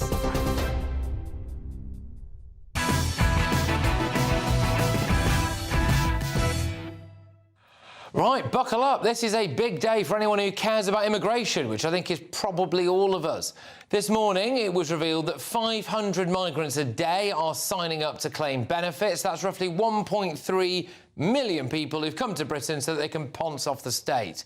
66% of adults with refugee status are living on benefits, and we've got more than 90,000 people currently on the asylum waiting list. So we all know how that's going to play out, don't we? It costs us tens of billions of pounds a year.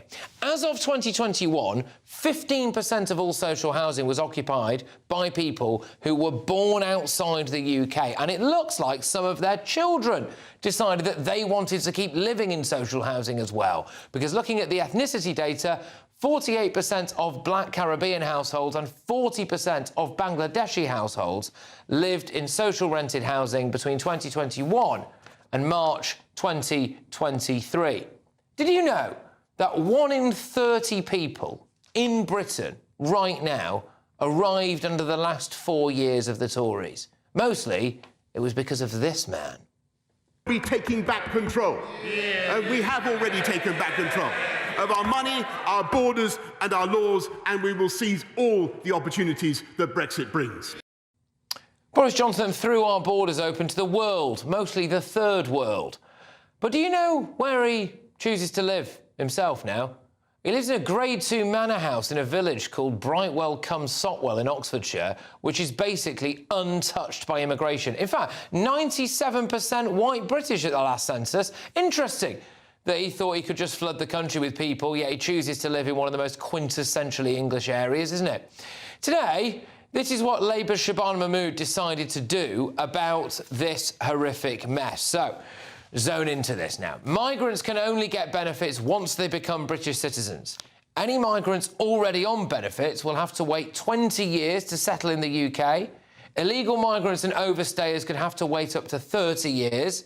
The wait for indefinite leave to remain will go from 5 to 10 years. Low-paid workers, such as those on healthcare visas, will face a 15-year wait. And to qualify for settlement at all, migrants will need to be working, speak A-level English, stay off benefits, and have a clean criminal record. High earners, though, will get indefinite leave to remain after 3 years, and highly skilled people like doctors and nurses will still have to wait 5 years. So those are kind of the main points from what she said today. I think Zia Youssef, Reform's head of policy, actually summed it up pretty well when he said, whatever you think of Shabana Mahmood, she is making every Tory Home Secretary of the last 2 decades look like the deadbeat, low-agency losers that they are. But let me tell you what's going to happen. Thousands of left-wing lawyers will now try to challenge every single aspect of this, and it will end up with the ECHR, and the only way we get this over the line is to leave the ECHR. Let's get the thoughts of my panel. We've got former Tory MP Anna Firth, Conservative peer Lord Bailey, former Labour Party advisor Matthew Larser. Let's just deal with the substance of what Shabana Mahmood wants to do here in terms of the benefits crackdown for people and also making it more difficult for people to get citizenship. Do you think it will work? No, I don't think it will work. I do think imitation is the most sincere form of flattery. Well, it's true. No, it's not, Anna. You didn't do it for 15 years. Hang on, Matthew, can I just finish my bit and then you can say your bit? And then You didn't allow me earlier, but anyway, don't worry. And then I'll interrupt you later. Come on, let's get on with it. So, nine months ago, She's angry. They come to the Commons with their flagship Border Security, Asylum and Immigration Act. Does it include any of these measures? No, it doesn't. The Tories come to the Commons with this very proposal to increase indefinite leave to remain from 5 years to 10 years, and now they've... After you'd lost the election, Anna. Make that clear, please. We're talking about 9 months ago. Yes, so you had 14 years to do it, Anna. You sat there on the benches. Did you bring it as a private member's bill? Okay, no, you didn't. Okay, you sat there and did nothing. Okay, that is talk. Here we go again. This is absolute rubbish, Matthew. Sorry, 14 years? For 14 years, Anna? Okay, hang on Don't tell me it's absolute rubbish that you didn't do this. Hang on. Let me ask you a simple question, Anna. No. Did you do it for 14 years, yes or no? Was I in the Commons 14 years your government, the party that you supported. Did you do it? No, I was not. Did your party do it? Did your party do this for 14 years? No, it didn't, Anna. Let me finish. Because you're just telling lies. No, I'm not telling lies at all. Can I just say, The illegal- guys, please, can I just say one thing? Because we are also on radio, and I imagine that the last 2 minutes was relatively unlistenable. So if let's just dial it down a little bit. Sean, are you all right? I am perfectly Sean is fine. always all right. I'm perfectly fine. Well, let's just move on from this, because so what she wants to do here, which is basically to block anyone, as I understand it, from getting settled status or that's not claiming true. benefits. Listen, Go on, what? the devil will be in the detail. If you start to read the detail, there's a lot of exemptions, and that's where the problem lies. You know, do you volunteer? Are you a care worker? Are you a doctor? For instance, a care worker is a very, very low-skilled position. Yeah, one of the biggest failures we had was the NHS. They brought in so many people who then brought in their families, many of these people low-skilled, that left us with this. And the other crucial thing to deal with as well is the current bill we already have. So yes, she makes you wait longer, but if you're still eligible for welfare while you're making that wait, all we're doing is making you wait a bit for a piece of paper. No, that's the bit I didn't understand, because someone shed some light on this to me. So when she says that people will have to wait 20 years in some cases for indefinite leave to remain. Correct. Do we think that they are allowed to claim benefits for all of that 20 years? And that's my point. If you are, it makes no difference. These measures make no difference. And the other thing as well, if we make you wait 20 years, right, the ECHR will then guarantee you citizenship. So it makes no difference. It's not clear, but what it does say is if you have been claiming benefits for more than 12 months, then you will have to wait 20 years. Now, the logical extension of that is that if you have been claiming benefits, it's highly likely in that 20-year period you will need to continue claiming benefits. So all she's doing is creating a holding pen in which people, we are going to be supporting. So is that the flaw in this, Matthew? Because really what people, amongst other things, is to stop paying benefits for people who've just arrived in this country. So does Shabana Mahmood's plan do that or not? Well, just I have to ask the question again. Does it stop people paying arrive immediately? Will it stop, like us, having to pay for people's benefits who've just arrived in Britain? New arrivals. Well, I mean, in terms of new arrivals, there's a qualifying period anyway before you can get benefits, so nobody gets benefits straight away.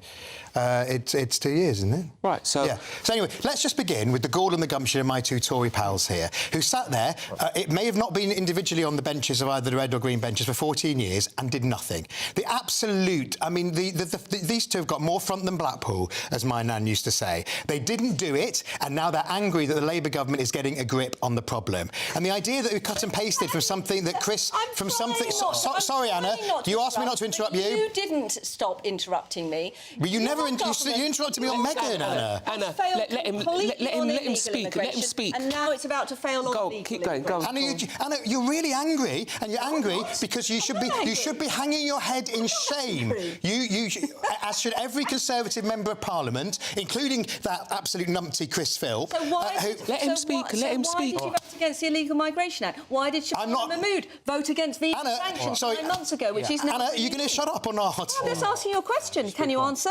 Go on. Right, OK, I'm going to speak, otherwise I'm just not going to speak, OK?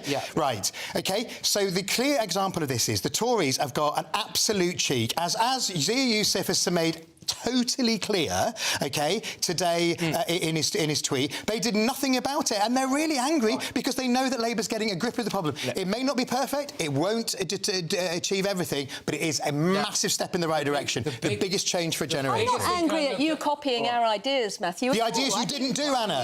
The ideas you didn't do. I'm not angry about that at all. You lost the election, and then you may have thought of it. At all. Sure. You were already consigned to the scrap heap by then. The big thing for me in this is dealing with the Boris way, right? So political scrap. The obscene levels of immigration that we saw during that period of time, many of whom are fast approaching, under the current rules, being able to have indefinite leave to remain and therefore be eligible for benefits. Right, now this deals with that, doesn't it? Which is actually quite good. There's two things. It doesn't deal with that if she doesn't get it through. Yeah. I personally think she will get it through because Kemi has said she'll support her, and it will take an enormous Labour defection to not let that happen. So I do think she'll get it through. Yes, if there's any merit clarity in what she's attempting to do, that will stop the bill immediately growing. To settle the argument on the sofa, though, let's be very clear. There was a Boris wave. The Conservatives were involved in that wave, but so were Labour. Labour were very up for that level of immigration, and every time that the Conservatives did something, and I'd be the first to tell you it was never enough, they would say that we were creating a hostile environment or we were racist. What's interesting now, this is a response to Nigel. This is a response to the rise of reform. What Labour have realised is, we all realise that we have to get on top of this immigration thing for the good of everyone, but what Labour have realised is reform are not only a problem for the Conservatives, a problem for Labour as well. So let's just deal with... We've spoken a bit about the past there, dealing with the Boris wave, who did what and who didn't do what previously. Let's just take it from today. If we had a fresh start from today, if you were like a low-skilled person, hypothetically from India or Pakistan or one of those countries there, and you were thinking about coming to Britain, right, under what Shabana Mahmood is proposing, you would have to have paid national insurance for years. 3 years, £12,500, right, which is not a great deal of money. Never claim benefits. It's a step in the right direction. Speak A-level English, and have a clean criminal record. And wait, am I right in saying, is it 10 or 15 years for indefinite leave to remain? I think it's 10 years for indefinite leave to remain. 10 years. Which is a long time and would put a lot of people off, wouldn't it? Which is what we want. As I have said, I'm not against any of this. It is a step in the right direction. Some of it's been copied from what the Tories proposed 9 months ago, so of course I'm going to be in favour of it. But what I do not think that this goes far enough. The thing you said right at the very What would you do then, Anna? Let me finish, Matthew. The thing you said right at the very beginning is correct. There will be repeated legal challenges, and we will have to, without coming out of the ECHR, a lot of this is going to get stuck in legal long grass. So let's zone in on that now, because we did actually, in the first hour, we had a human rights lawyer on, and shock horror, he said that there's so much fodder for human rights lawyers here. There's loads of it. He says there's other things, not just the ECHR, things like the Children's Act, things, all sorts of stuff. I mean, they are going to face thousands of legal challenges on this, so they're going to have to leave the ECHR. To be clear, your guest who's on earlier was absolutely correct. The things he was saying, if they landed in court, they'd fight. And this is my point. I remember when the Tories were trying to make changes, and you had everybody from the left making legal challenges against the government and all sorts. I hope now those people make legal challenges against this government, because if they don't, there's a level of politically driven hypocrisy there. But the key thing is this: we will now have to have a much sooner, clearer debate about leaving the ECHR, and I wonder where Labour MPs will be on that, because their defence for their love of immigration was been the ECHR. Unless we remove that, none of this dies in court. This dies. It absolutely won't die in court, because it happens in other countries. OK, we're in the ECHR, and let's just remind ourselves: we've seen the buffoon Boris criticised elsewhere today. Maybe we'll come and talk about COVID later in the show. But 616,000 people were allowed in under the care worker scheme, which was just completely exploited. And unless Labour act, the Tories would have handed them indefinite leave to remain in our country, carte blanche. If you voted Tory at the last election, this is what you'd have got. You'd have got none of this, because none of this was in the Tory manifesto. Yeah, but there is the problem is at the moment there is a bit of a Labour backbench rebellion. Some people usual suspects. Usual suspects. Fair enough. But then the other aspect is that we've got the budget on the 26th, so next Wednesday, isn't it? Wednesday's that? I should know. There's a live Tuesday. show. There's a live show with the studio audience. So, Tuesday. I hope it's anyway. Or maybe it's Wednesday. And there's going it is Wednesday. Sorry, I'm confused. And there's going to be, I think there's going to be huge levels of rebellion about that. So there is the very real possibility that Shabana Mahmood has announced all of this. We are going to get these legal challenges. Keir Starmer might not even be in power in a couple of months. But Patrick, she might not be in power. The reason I don't think Matthew's correct about the legal issue is because in this country we have persisted in allowing our judges to accept Article 8, to accept Article 3 arguments. So we have now got a whole cadre of precedent in this country, and that's the problem we face. I mean, I agree with you to the extent, Anna, that sometimes we gold plate and we over-interpret. But the idea that even the ECHR is the golden ticket to sort this is not. No. But let's just remember that today, for the first time, OK, in a generation, including all those 14 wasted Tory years, we've actually got a government that's getting a grip on the ability of people. Let's be clear. Come on. Fact, Anna. Come on. You don't like it. Stop. What you're hearing is Matthew being on message for the Labour Party because they're terrified of what their traditional vote thinks about this. But let's be clear, Matthew's correct when he says leaving the ECHR isn't a golden bullet, but I tell you what, it's the first blocker. Our legal system has demonstrated it will follow that to the letter of the law. And what it would do, if we did leave that, it would then allow us to set our rules. The Labour government, if it's serious, will be able to get done what it says it wants to get done. OK. All right. Well, look, I'll be very, very keen to see what people at home or wherever you're listening or watching this are thinking. But I suspect we are about to be confronted with a very real situation where a government with a huge majority, which is a left-wing government with a Home Secretary who is obviously British but of Pakistani heritage, is trying to announce some really quite tough immigration measures here that would save the British public a lot of money and stop people taking the mick when it comes to benefits. And if the law, if the law doesn't let her do that, then we have got a massive problem, haven't we? Because if she can't do it in this situation with everything, all of the different aspects that she's got going for us, the Home Secretary at the moment, well, then nobody's going to be able to do it, are they? And that's a huge problem. But anyway, look, we might not be handing out benefits to illegal migrants anymore, but we are giving you 40 grand in tax-free cash, shopping vouchers and a GB News Christmas goodie bag. Come on, here's how you can be in it to win it.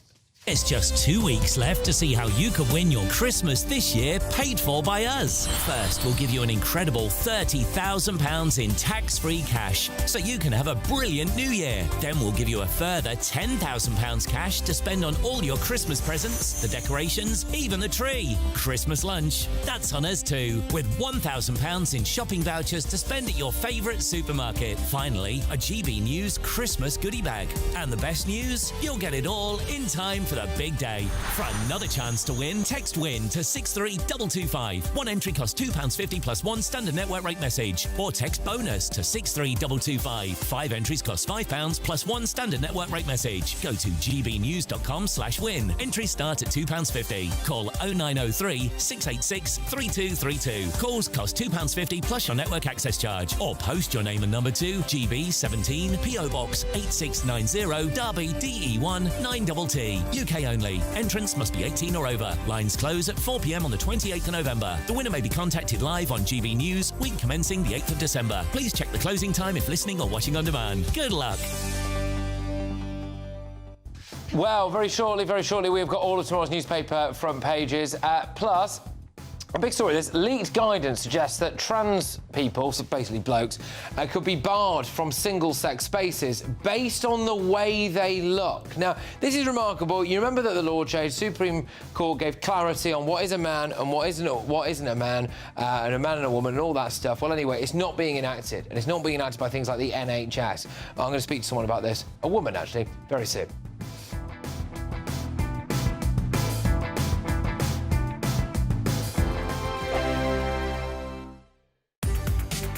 From the school run to the home run, watch a new show for all of Britain. So he can say whatever he wants. A straight-talking show where all voices are heard.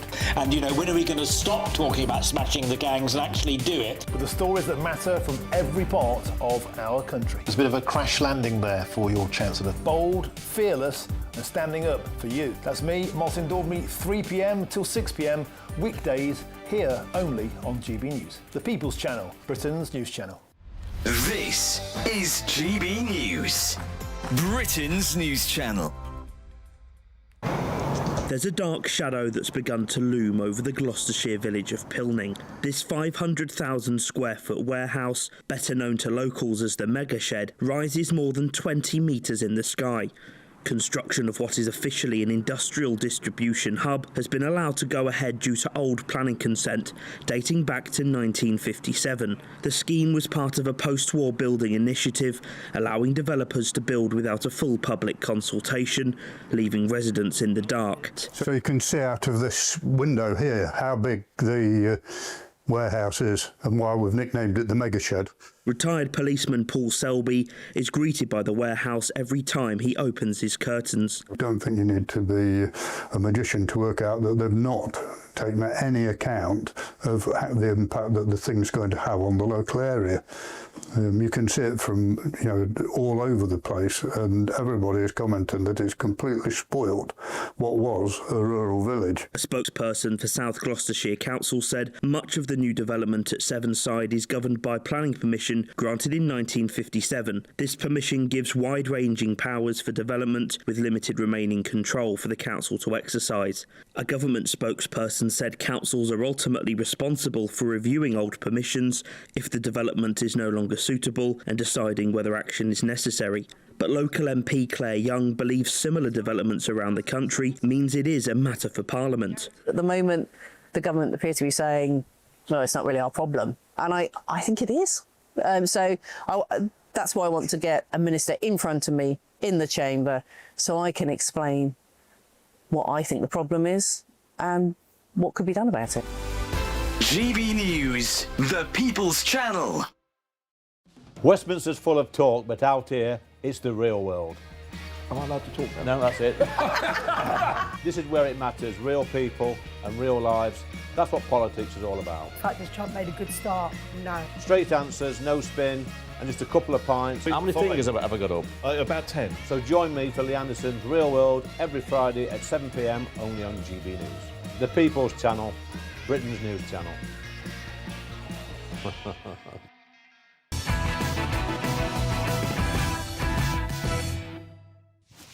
Welcome along. Big story this, actually. So, could transgender people be banned from women's toilets based singularly on how they look? Now, it's more than 6 months since the women's rights campaigners celebrated the Supreme Court's ruling that a person's sex is defined by biology, not their gender identity. Basically, look, if you're born a bloke, you're a bloke. If you're born a woman, you are a woman. But it's still being ignored by some NHS trusts, by some councils, and, of course, by some businesses as well. And now it's being reported that trans people could be stopped from using single-sex spaces due to their appearance.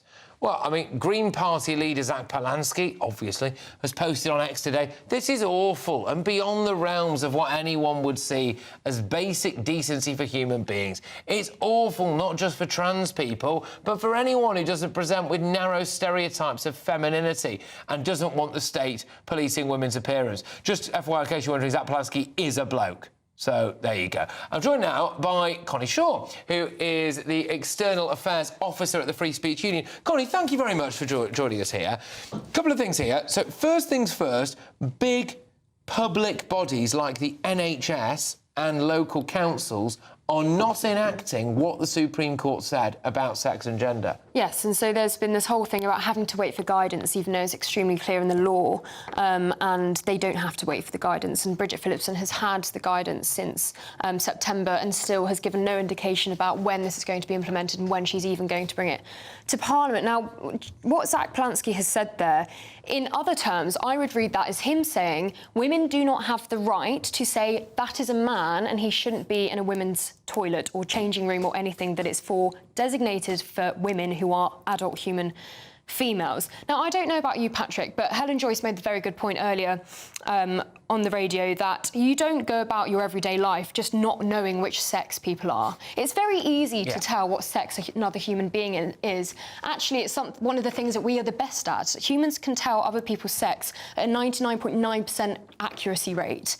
It is very rare that you can't tell what someone's sex is. Yeah. The only reason why this is being suggested in guidance is because men continue to go into women's spaces even when they have been told no. That is the only reason. And Zach Polansky, leader of the Green Party, they're surging in the polls, would not want women to say no to men who are coming into their single-sex spaces. He's made it very clear he thinks that women can have penises. He absolutely has no issue with women not having the right to single-sex services, which is extremely important, that feminists fought very hard for many years.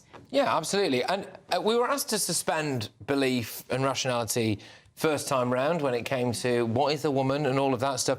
And I think we're being asked to do that again now, because some of the arguments about, like, oh, my gosh, well, if you're going to try and block trans people from getting into a woman's changing room, are you going to stop them on their appearance?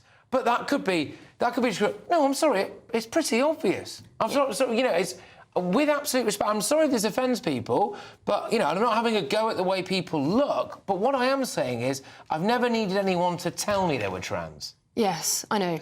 And especially when you, as I do, many of the people I know think about this issue very much, you almost develop a sixth sense, because it's so obvious when there's a bloke in a dress. Lots of trans activists will claim, like Zach did in that statement, that this idea of policing people, they use this word as though it's trying to suggest that there will actually be police outside doors. No, we operate on social conventions that men, most men, the good ones, know that they are not allowed into women's spaces. We have to keep all men out to stop the bad ones. It's bad ones who go into women's spaces.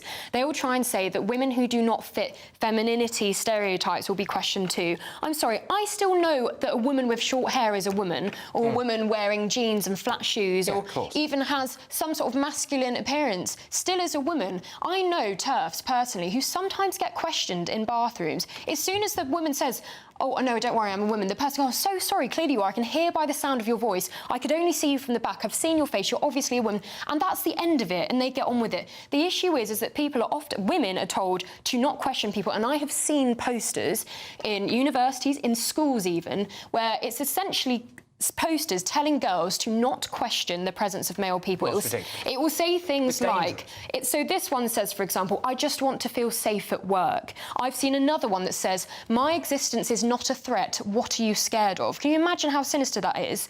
And another one that said, "Respect gender-neutral pronouns." If you cannot say he is a woman, then he is a man, how can you explain why he shouldn't be in a women's toilet? Yeah. It's really sinisterly barbaric. But let's talk about the actual role of the government here, because, look, the way that politics works is that we have elections and then you elect people to lead you, right? And you have to be led. We don't live in anarchy. We have to be led. And the Supreme Court made their ruling, and there is a Labour government in charge. And what they appear to be keen to do here is to palm this off onto individual businesses, not take any leadership, and basically say, like, well, maybe an NHS trust could employ a security guard to stand outside a toilet and ask that bloke to not go in the women's changing room, which the NHS isn't going to do, because our health service has decided to basically not care about gender anymore. So the government is just not doing this, are they? Because they're in such a weak position, I think. They're in such a weak position politically. They don't want to actually enact this because that would be a problem for them. Well, I've never personally understood why any government would be so cautious about it when the polling is so clear that the vast majority of people understand why men, even men who say they're women, should not be allowed into single-sex services. It's not like the trans lobbyists, or trans people in general, have a huge voting bloc. I suppose maybe Labour is worried about losing even more young people, but they've already gone to the Greens. Yeah.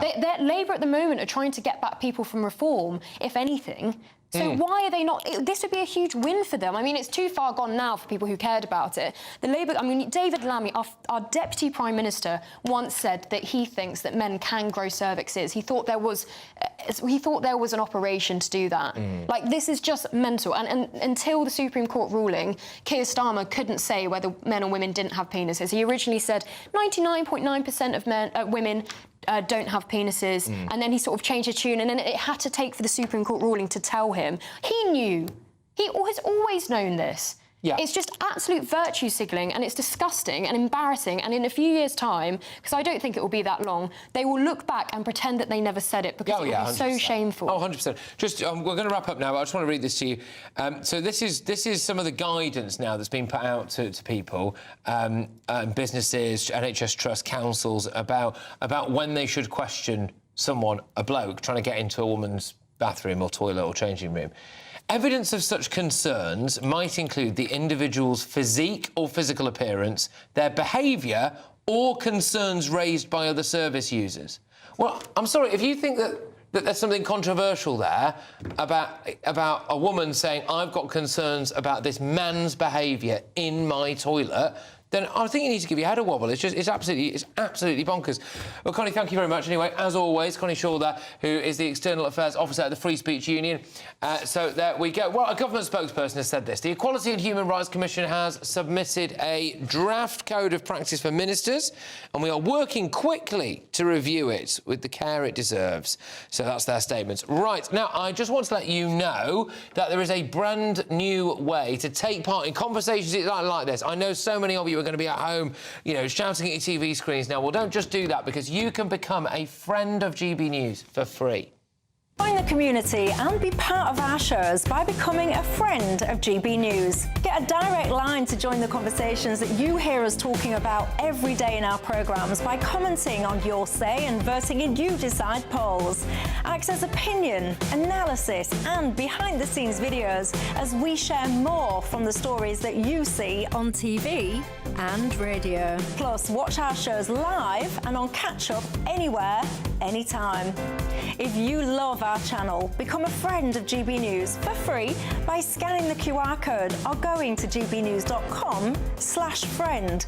Don't just watch our programmes, come and be a part of them. All right, well, I will be giving you the first look at tomorrow's newspaper front pages very shortly.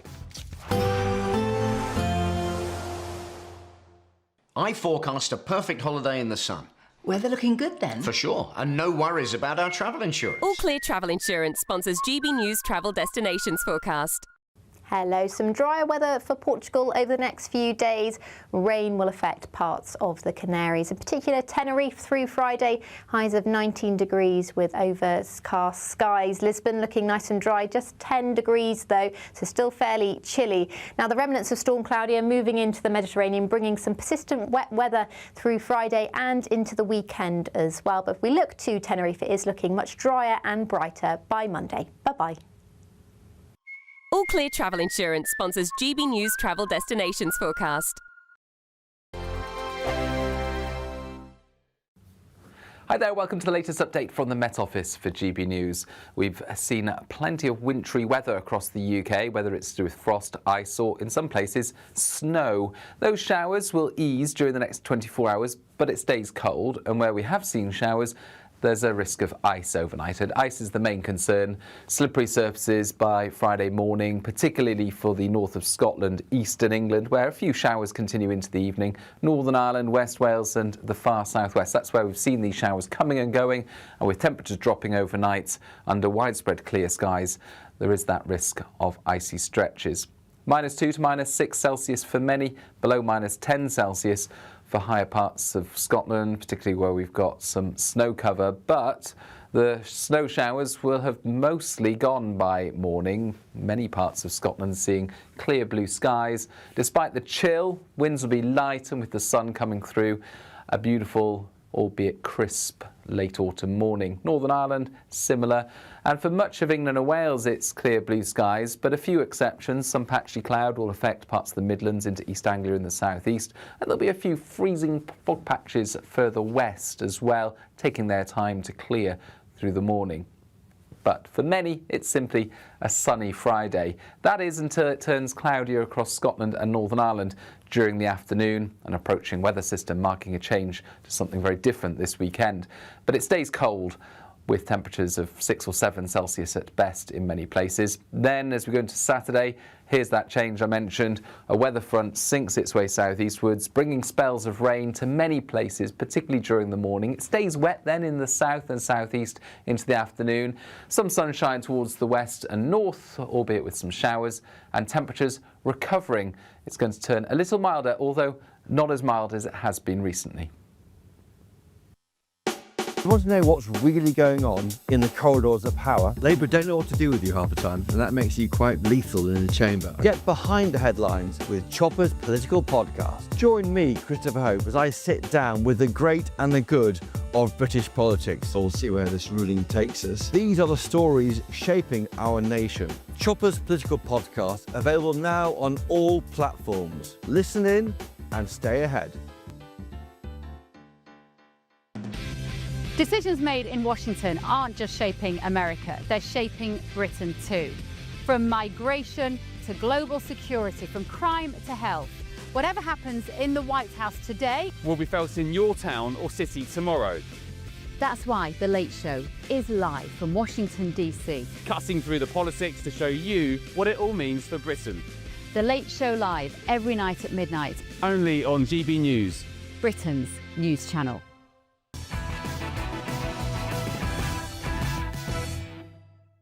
Welcome back. Let's have that first look at tomorrow's front pages. Well, the Daily Telegraph goes with the £200 million COVID I told you so.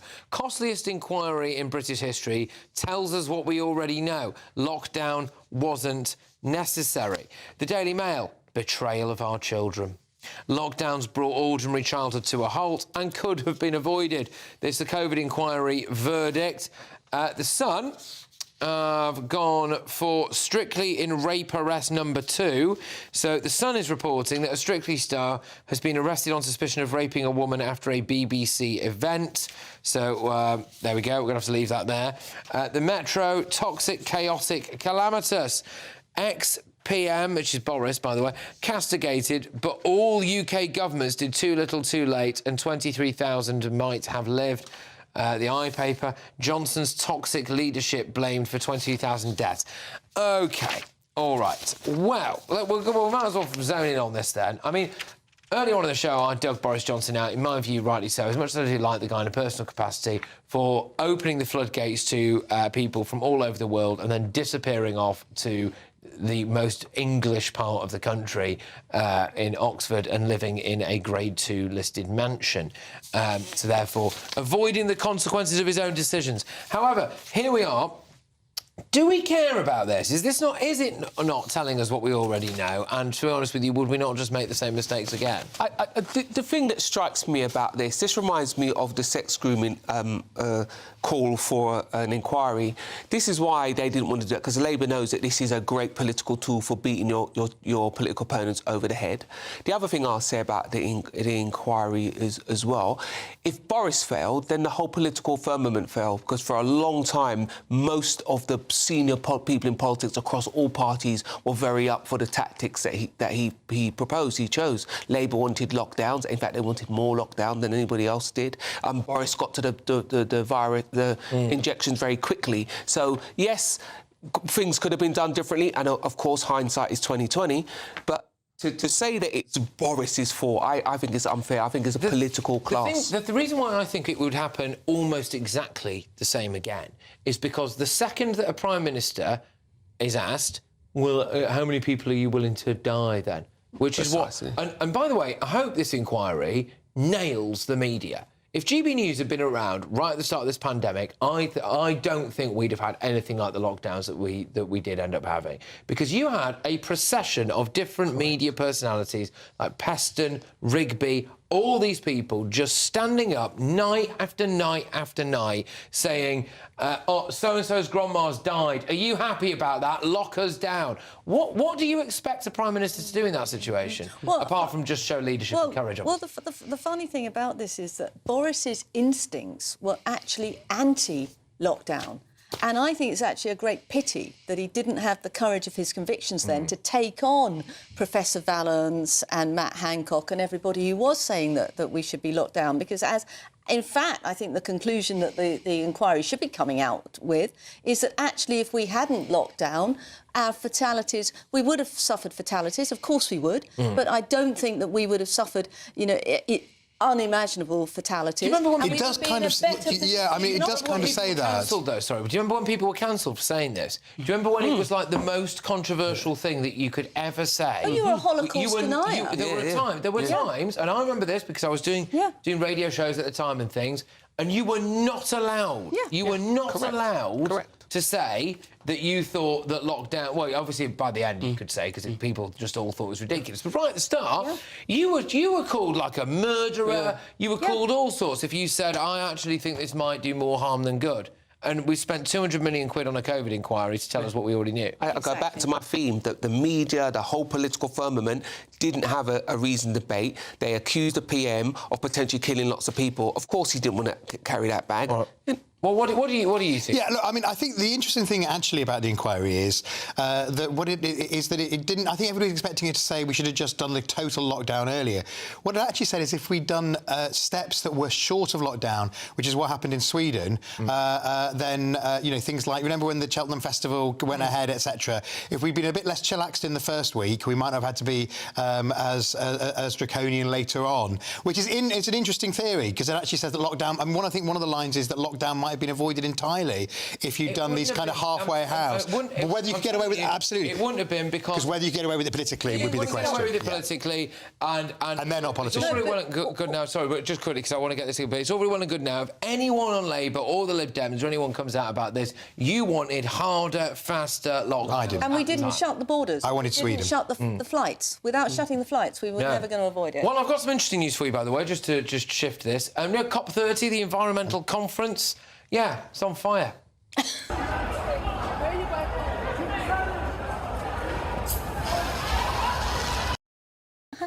Poetic, really, isn't it, that? Emergency crews rush to control the blaze in Belém in Brazil. That's like a headline, isn't it? Belém, Brazil blaze. And other videos showed the panicked evacuations of delegates and security trying to control the situation. Brazil's tourism minister has told reporters that the fire is now totally under control, and so far, no one has been hurt. I mean, yeah, I mean, look, they can't even look after their own stalls at a conference. Like, stop telling us how to live our lives, really. I don't know, I just find it hilarious. It doesn't give you any confidence, does it, in who they are and what... It's global warming. Fires. It's the effects of climate change. That's what they'll say. That is, you're right on there. That's what I say. It's global warming. Look, fires happen. You can't. It's not because of COP they had a fire. No, it's the fact that they haven't managed to put it out. That's the problem. OK.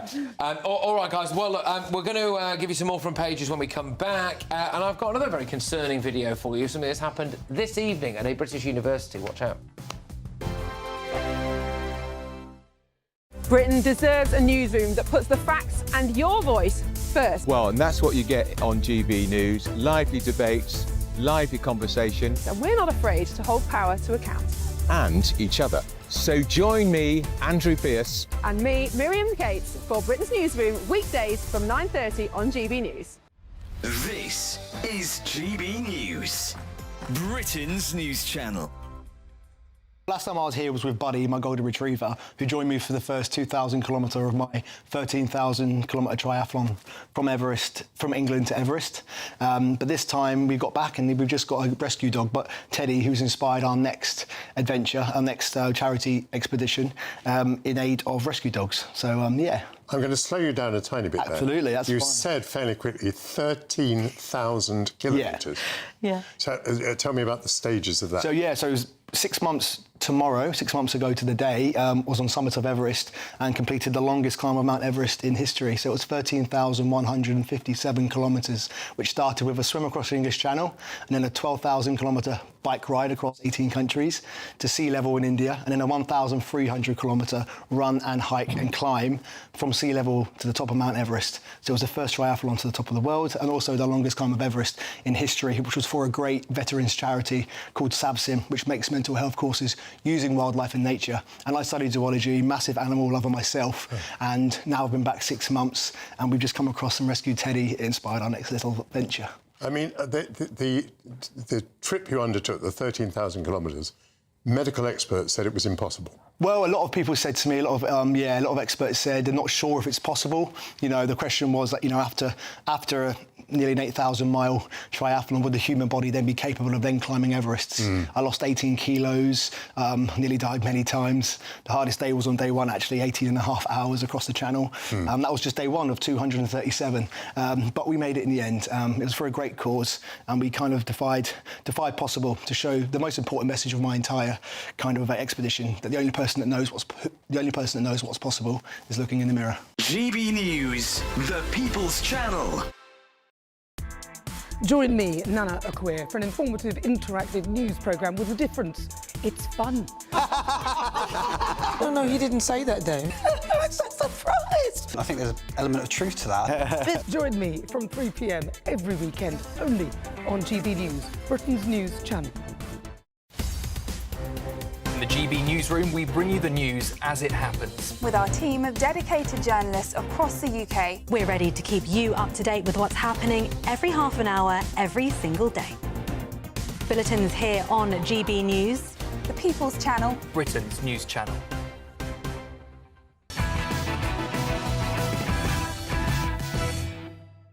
Welcome back. Let's give you the final lot of front pages. Starting with The Guardian, too little too late. Tory response to COVID crisis damned in report, right? The Independent, fatal cost of Boris's chaotic and toxic number 10, 23,000 dead. Look, I am not standing up for what Boris Johnson did during COVID, or what anyone did during COVID, because I think the whole thing was an absolute disaster. But I think this is pretty risible to pin it on this guy. Why aren't you going after the media? You all wanted harder, faster, stricter lockdowns.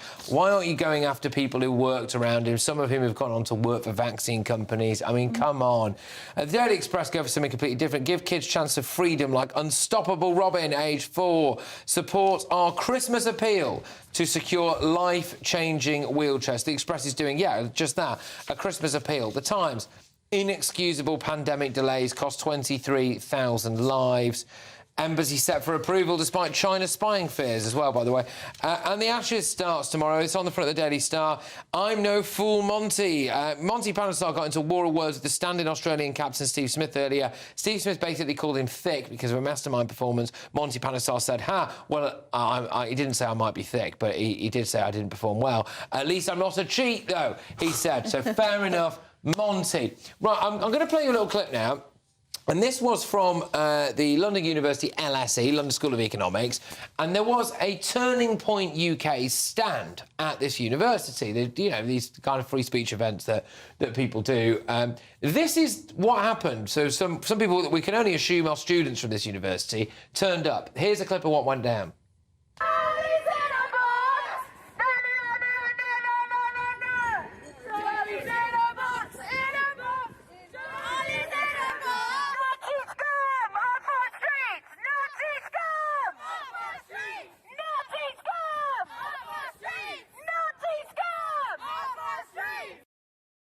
Yeah, I hate to say it, but I think it's the scourge of the middle-class white woman striking again there on university campuses. I mean, honestly, it's just ridiculous, isn't it? Some of the most liberal bunch of shouty people in the world. They were shouting Charlie's in a box, and it's, of course, a reference to Charlie Kirk being assassinated, and they were just shouting it there on campus. But this is the reason these things go on, because people are unchallenged. We've emboldened people. Like, you can have your own rules, the rules don't matter. And then universities, in particular, take no action. They should be able to identify those people if they're students, and they should take some action. And if they don't, it's on the university.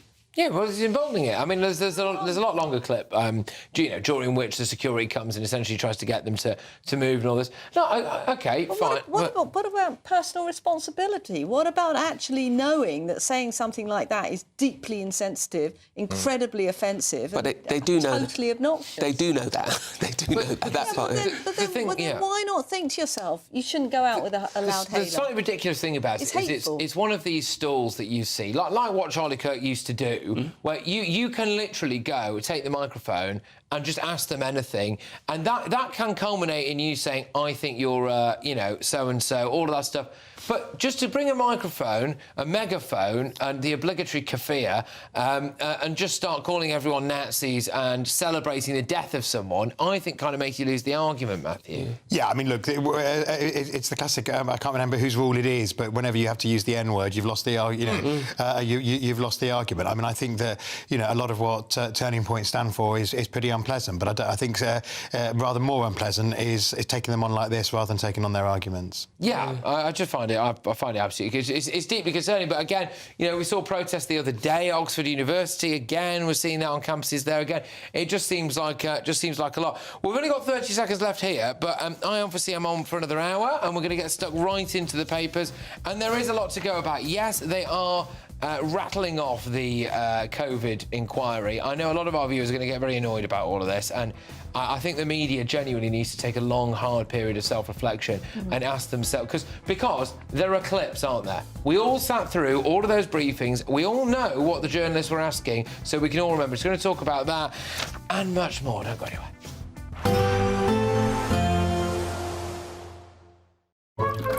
Warm and cosy. with a chance of zero visibility. Boxed Boilers sponsors the weather on GB News. Hi there, welcome to the latest update from the Met Office for GB News. We've seen plenty of wintry weather across the UK, whether it's to do with frost, ice or, in some places, snow. Those showers will ease during the next 24 hours, but it stays cold, and where we have seen showers, there's a risk of ice overnight, and ice is the main concern. Slippery surfaces by Friday morning, particularly for the north of Scotland, eastern England, where a few showers continue into the evening, Northern Ireland, West Wales and the far southwest. That's where we've seen these showers coming and going, and with temperatures dropping overnight under widespread clear skies, there is that risk of icy stretches. -2 to -6 Celsius for many, below -10 Celsius for higher parts of Scotland, particularly where we've got some snow cover, but the snow showers will have mostly gone by morning. Many parts of Scotland seeing clear blue skies. Despite the chill, winds will be light, and with the sun coming through, a beautiful, albeit crisp, late autumn morning. Northern Ireland, similar.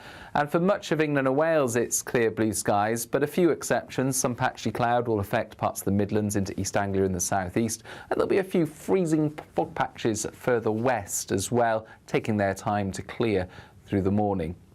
But for many, it's simply a sunny Friday. That is until it turns cloudier across Scotland and Northern Ireland during the afternoon, an approaching weather system marking a change to something very different this weekend. But it stays cold, with temperatures of 6 or 7 Celsius at best in many places. Then, as we go into Saturday, here's that change I mentioned. A weather front sinks its way southeastwards, bringing spells of rain to many places, particularly during the morning. It stays wet then in the south and southeast into the afternoon. Some sunshine towards the west and north, albeit with some showers, and temperatures recovering. It's going to turn a little milder, although not as mild as it has been recently. Warm and cosy, with a chance of zero visibility. Boxed Boilers sponsors the weather on GB News. Well, the most expensive inquiry in history